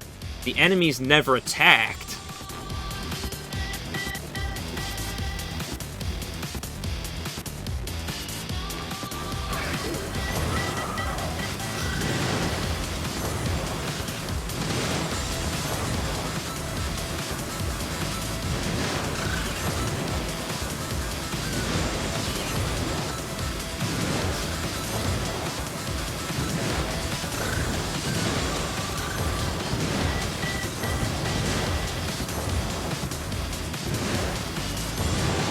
Just a smoke, no rewards, just fun. Yeah, I mean, I had a good time.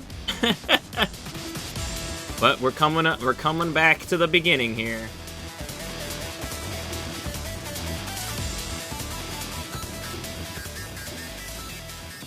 Nice blood splatter just floating in midair there. We got the samurai outfit, great. Got some money and some EXP. We got a new outfit. And there's probably there's the last door. So this is the last DLC door. You sense something terribly sinister beyond this door. It may be difficult to endure what awaits on the other side unless your soul is at least level 33. Oh, okay. Well, it gave me a warning. Let's, I think we're at level 20... Oh, we're at level 30, because we got that EXP. Maybe. I don't know. So... pretty cool. I didn't know that was, what that sequence was gonna be like. That was pretty cool. I meant that whole, like, that's just fighting stuff. So there's still one more door. We want to level up a bit more.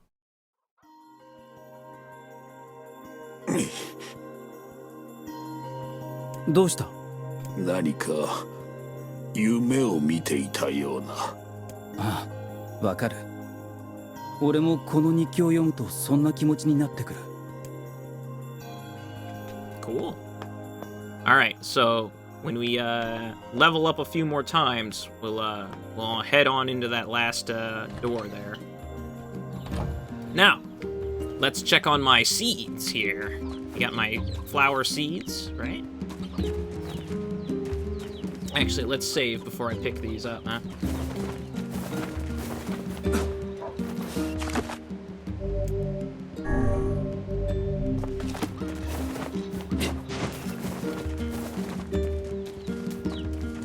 So let's pick these up.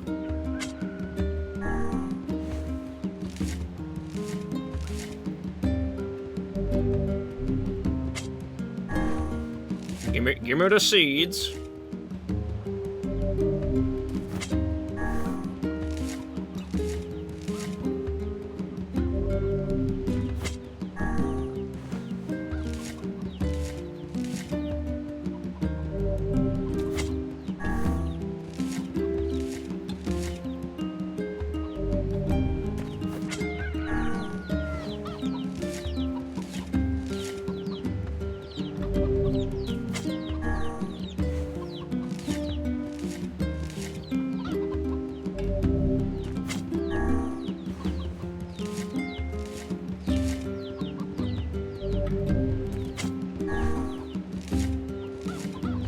Exciting gameplay.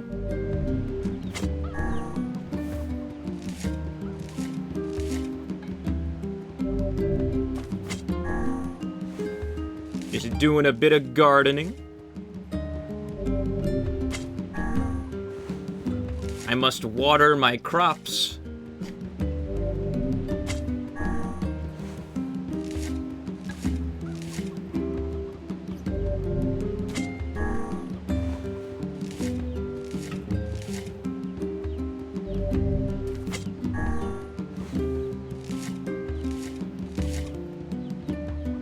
Alright, so, what we need to do, there was one quest that I never finished,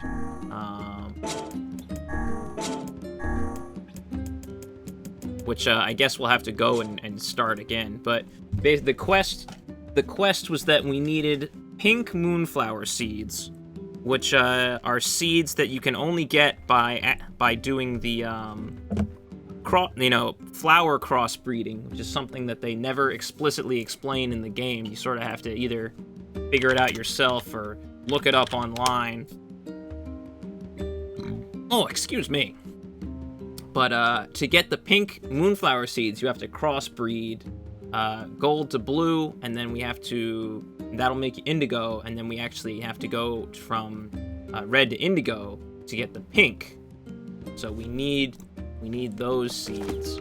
But first, what I need to do is save here, because we're going to travel through time to try and make this a little bit more easy on us. We're going to do a little bit of time travel. tasks as bad as the as Twilight Princess? Yeah, I mean, most of the playthrough, I'd say the majority of time in the first story was doing the side quests. For me, anyway. Obviously, you can skip the side quests if you want, but Automata was like that too, you know, with the side quests. So, all right, so we want to go red, indigo, and I guess the first thing we want to do, because I'm pretty sure I just saved my game. Pretty sure I just saved my game. We're gonna save again just to be safe, and then I'm going to open up the clock on my computer, and we're gonna change the time zone. We're going to travel backwards in time to the international date line, and then we're going to load our game. Actually, I don't know if we can do that. We saved, and then traveled back in time. Why not? We'll give it a try. Why not, right?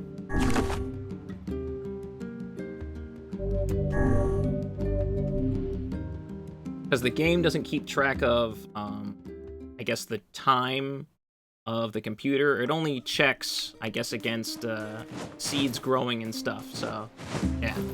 So, now that we're on the international date line, let's plant some seeds here. We need pink moonflower seeds, so we're going to plant red and indigo. I don't have a ton, so we need to try and get at least one seed here, right? We need at least one.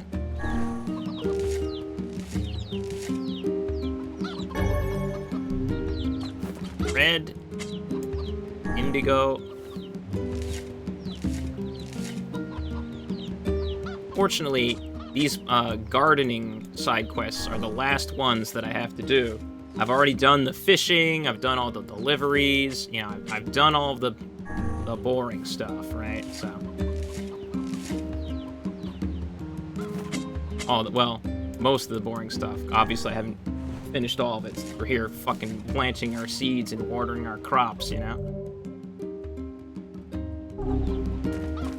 We're just gonna plant more.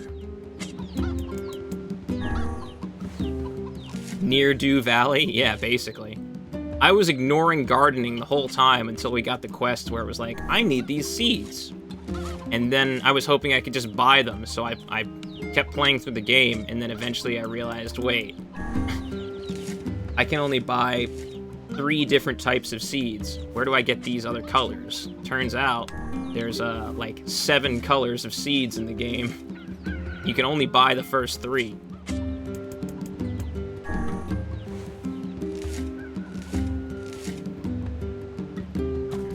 Still planting. We're still planting our crops.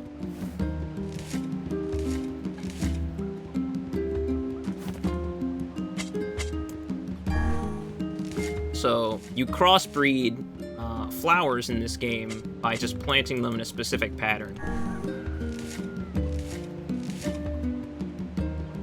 And I really don't like how there's an animation for every single time you need to plant a seed. That sucks.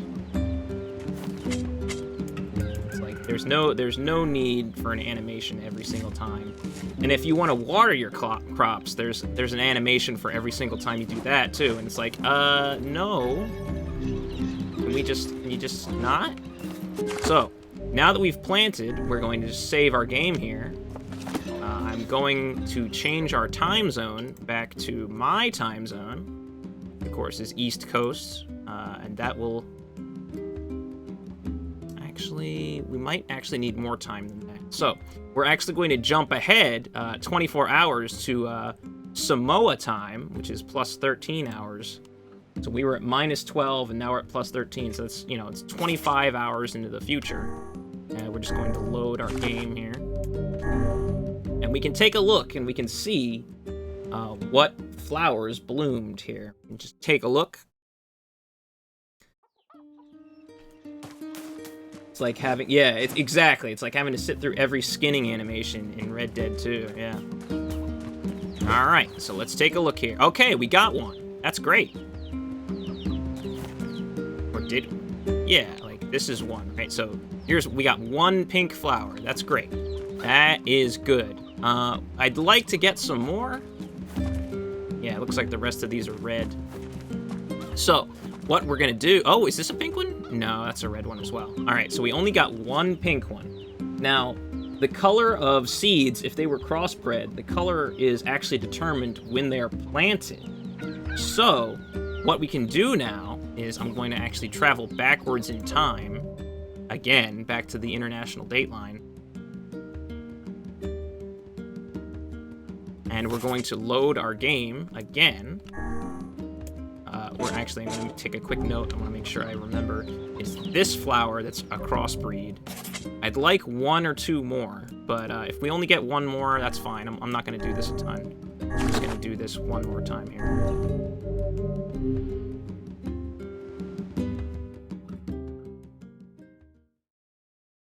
So I'm going to replant all of the red seeds, because none of them crossbred. So, we're going to discard this one. Yes, please. Plant red.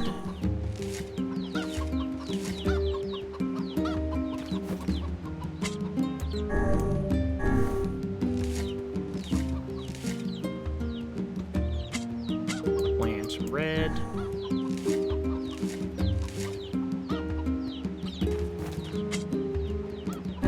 Card. Plant another red.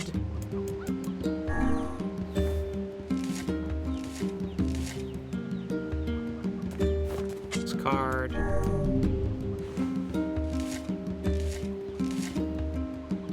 Yeah, right. Or being able to time travel forward and backward 12 hours. Ooh, how useful would that be, huh? That's basically what I'm doing. Traveled back 12 hours, planted seeds, traveled forward 24 hours. Just to check on the status of my...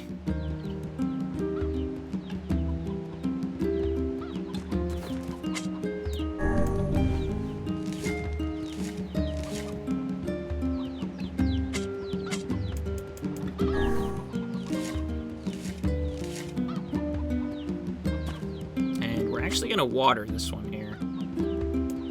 We'll water this one since it's a crossbred breed.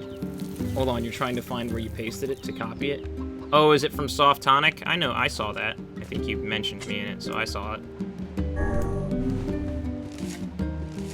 That's a good one. I think Zach may have written that one.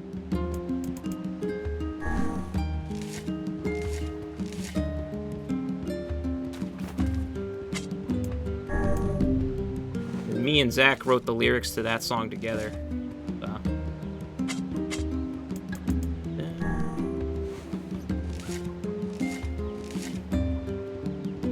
How do I know if you saw it if you don't like it?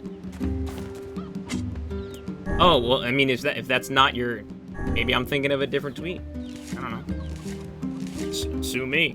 Whatever. Plant one more red there. Good to go. Siggy. It's credited on the Find Your Way releases as Siggy. Chicken egg. Alright, so we're going to save our game again. And we're going to travel. I don't think we need to travel the full Samoan line here. We're just going to travel back to my time zone, Eastern time zone here. I'm going to load the game. We'll just take a look and see if we got any other crossbreeds here.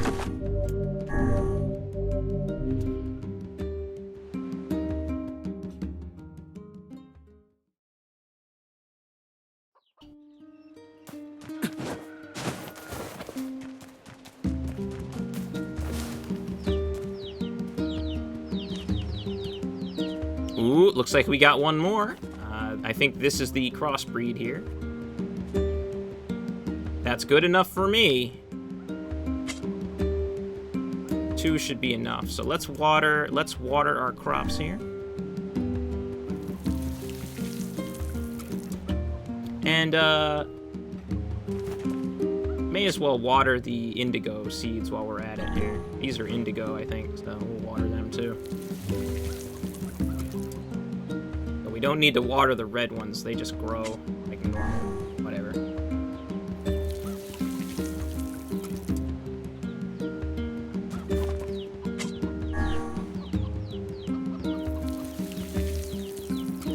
Yeah, Twitter sucks. I'm trying to leave. Or at least use it less. To not great success so far, but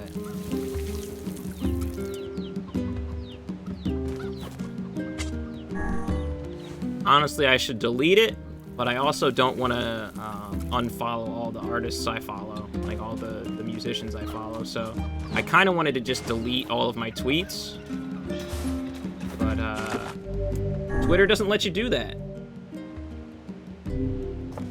If you leave Twitter, no, I don't use Instagram anymore. I don't want to have anything to do with the Facebook company, so Meta. こんにちは。よう。意外だな。もう声をかけてもらえないかと思ってた。いいえ、あれは村のためだと分かっています。そうだな。じゃあポポルの元にも行ってくれ。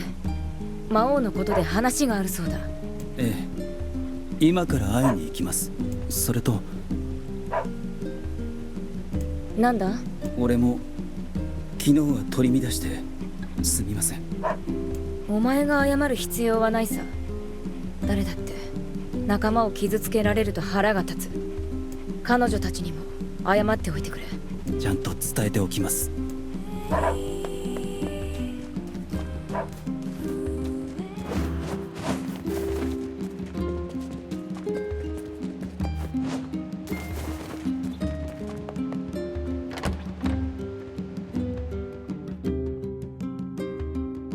Second fave lyrics, Rise Up Gamers.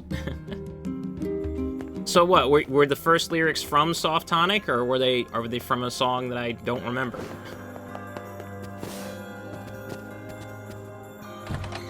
Rise Up Gamers, that was a good one. ポポルさん。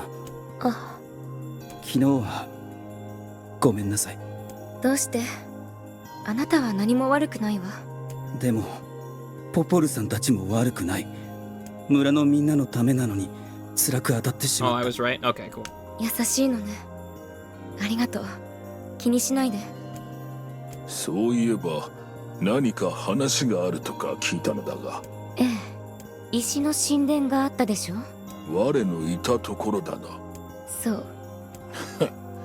東大元暮らしか。でもあそこに渡る橋は通れなくなってるんじゃ。船で行けばいいわ。船？ようやく魔物からの被害もあって、石の神殿の裏側の道にも船を出してくれるよう頼んでおいたわ。船頭さんに言えば無料で使わせてくれるはずよ。これで町の間の移動も楽になると思うんだけれど。ありがとうございます。ポポルさんにはお世話になりっぱなしだよ。本当に感謝してる。じゃあ行ってきます。気をつけてね。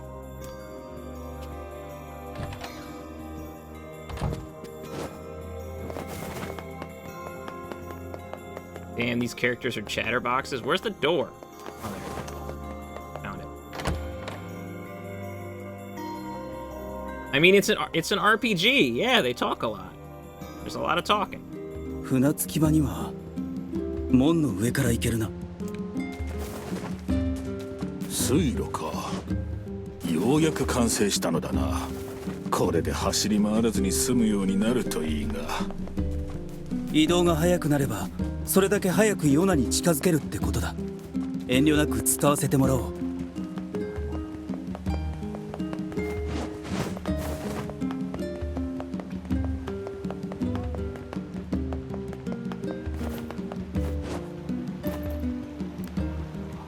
やあ、久しぶり。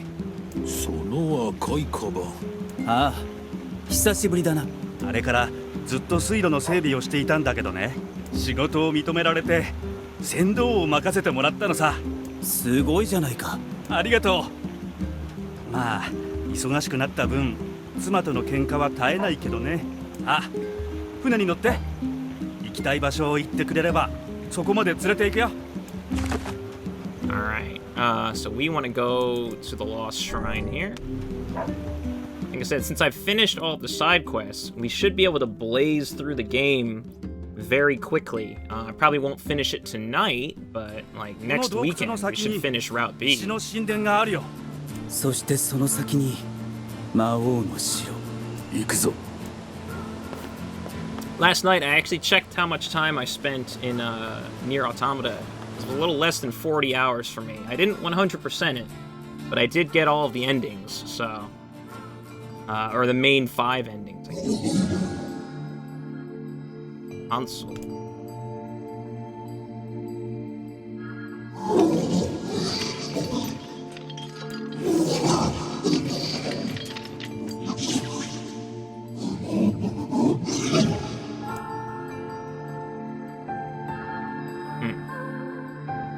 This is what we're gonna see more perspective of the shades talking to each other and stuff. I'm not one to spend a lot of extra time outside of the main story. Yeah, I get that. I think for this game's multiple endings, I think the endings past this one, you actually need to have done all the side quests though to get the weapons. You need all of the weapons in the game unlocked.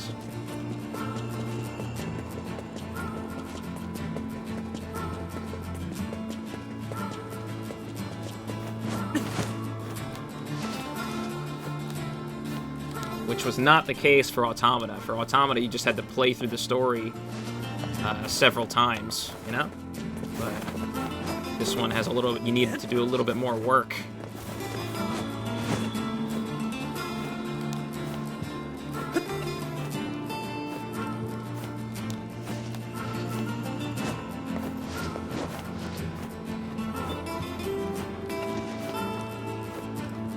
For me, it kind of depends on the game. If I'm gonna 100% it, you know? I look at what it's gonna take to 100% the game, and then I sort of, like, weigh it. Oh yeah, no, definitely. The same. As an adult, I don't have, you know, less free time.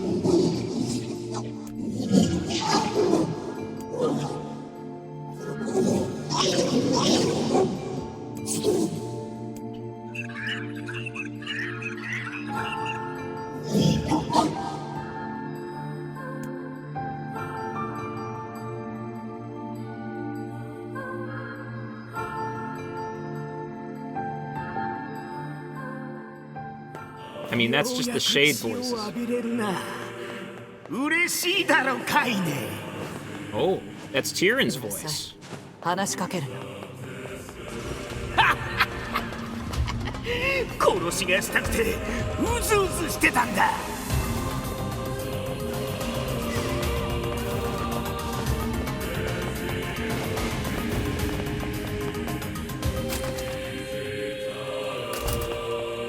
Oh, we have to solve the block pushing puzzles again. Oh boy.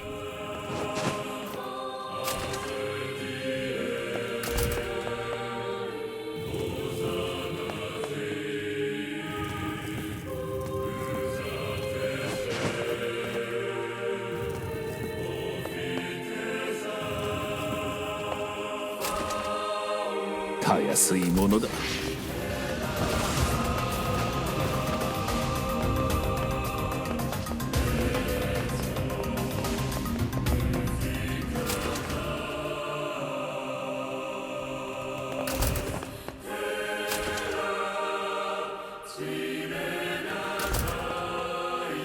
That's a block pushing puzzle.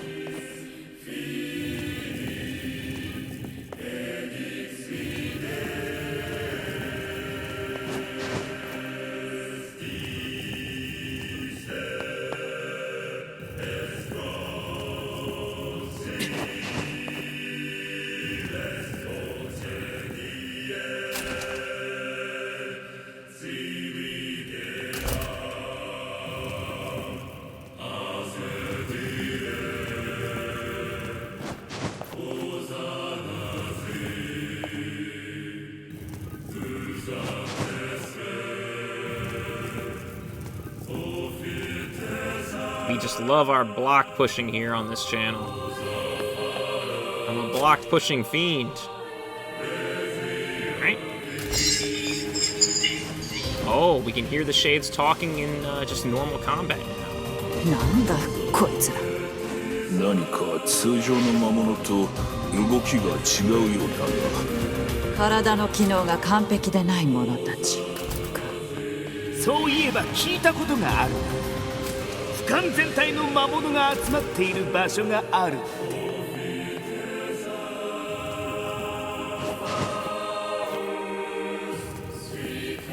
I want to remind everyone that only Kaine can hear Tyrion's voice, and Kaine is the only one who can understand the shades talking. We only get to listen in because that's the conceit of this this story run.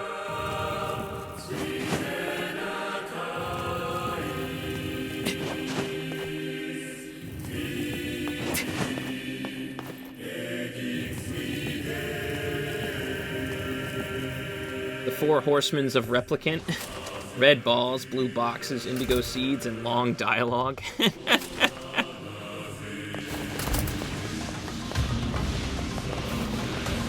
Oh, gotta fight here. Ow. Ow. Ow. Oh, these guys don't do any damage to me. I'm too strong. Like, I'm literally just too strong. Right now. These guys are weak.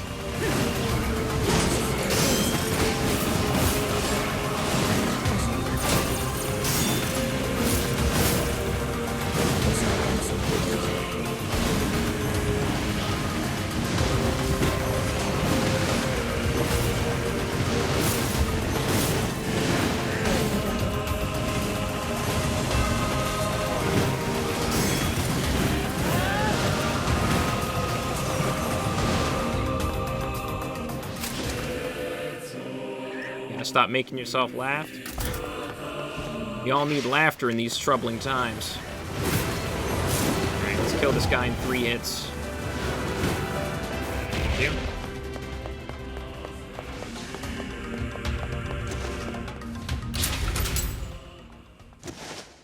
You love close quarters? Nice.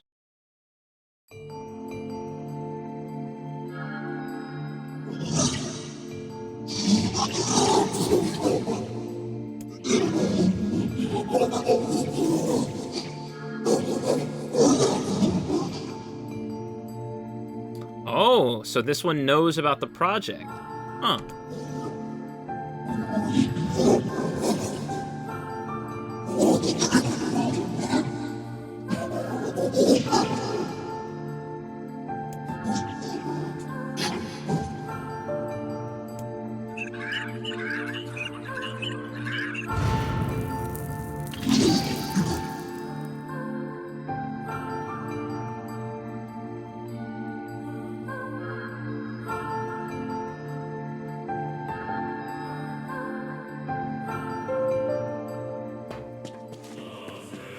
カイネ、エミール、今度から俺も野宿するよ。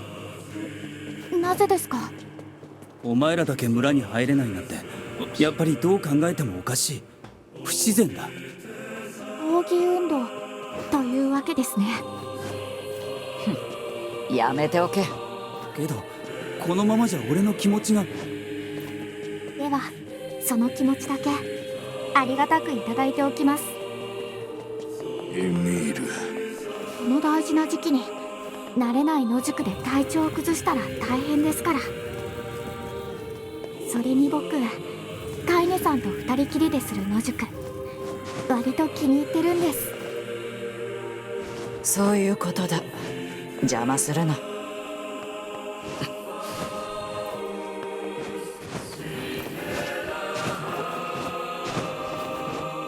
雑魚が多いな。蹴散らすぞ。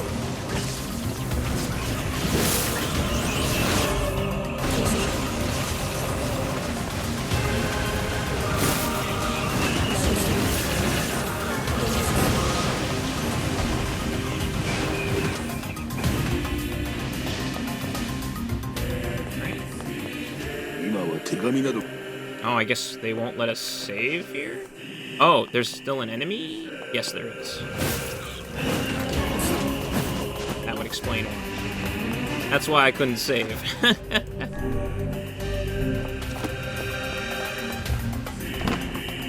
Alright. So I guess we're gonna get to kill Gretel again.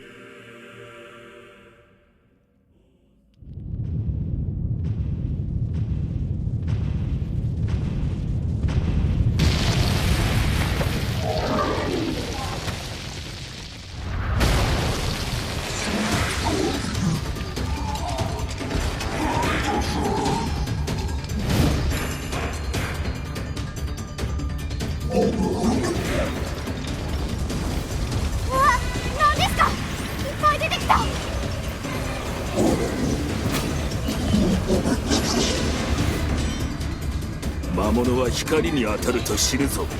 おびき寄せろ。さすがは雑魚。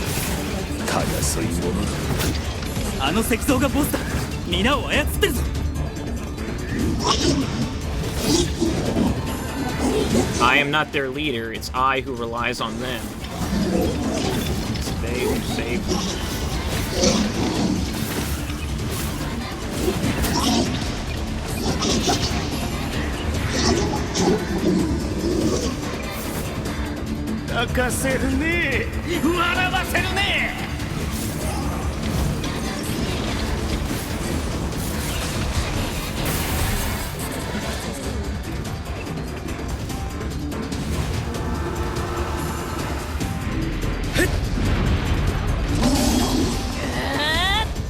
Yeah.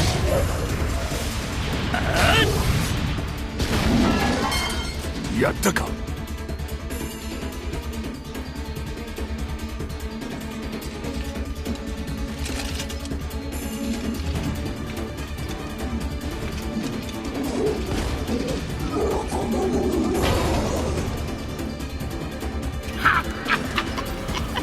しぶといね。あいつも頑張るね。くそおい、まさかあのでかいのに同情してるんじゃないだろうな。俺たちはもう引き返すことなんてできない。死を求めて殺戮に走るしかない。俺たちには戦いしかないんだ。そうだろう、カイ。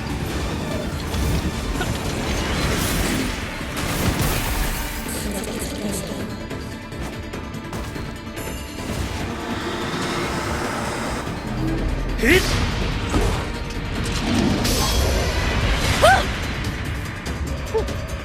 カイネ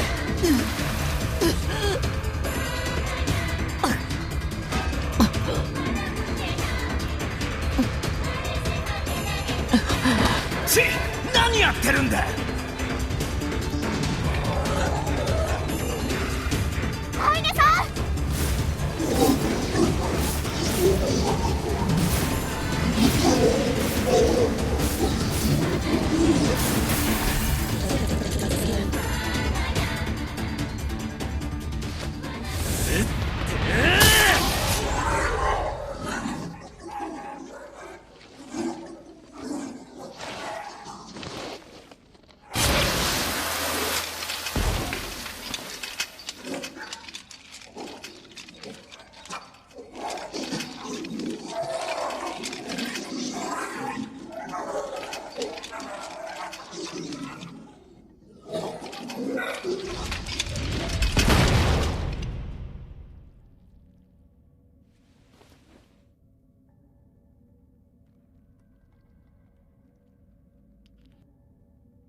大丈夫かカイネ。今傷の手当てを。この傷はもはや。ダメです。カイネさん。 We literally just rescued you.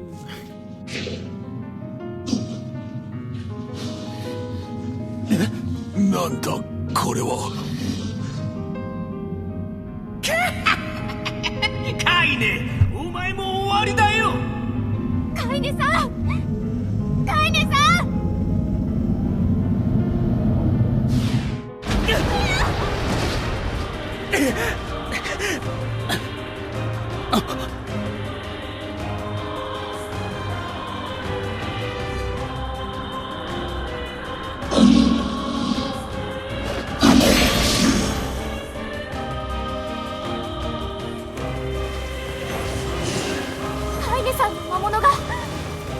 叩き落とすしかないようだな。カイネさん、正気に戻ってください。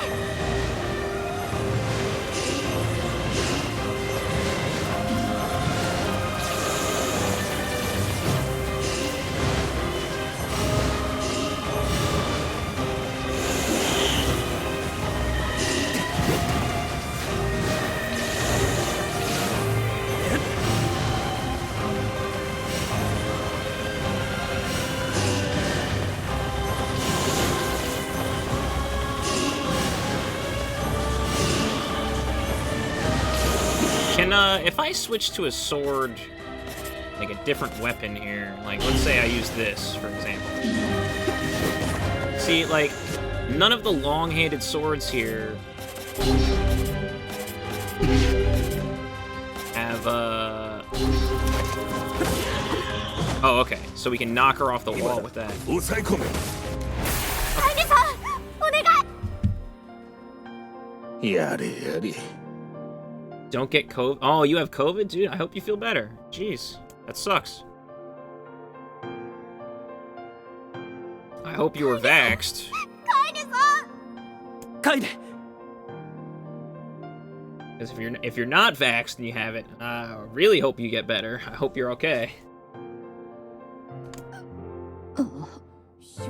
私はもうお前たちとずっと一緒にいますよ、僕は。また魔物化したら今みたいに止めます。何度だってカイネさんに戻ってきてもらいます。僕、カイネさんがいるから野宿も本当に楽しかったんです。カイネさんが褒めてくれるからこんな姿でも生きていられるんです。僕、本当はとても弱いけどカイネさんといれば強くなれるんです。頼ってばかりの僕だけどカイネさんの仲間なんです。勝手に去らないでください。泣くな。ありがとう。もう大丈夫だ。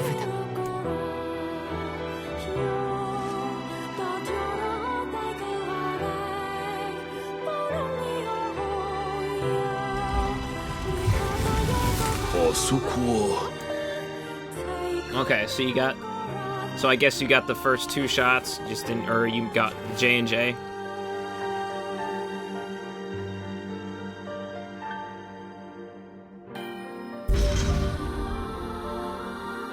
COVID every 2 months. Yeah, it's not even my final form.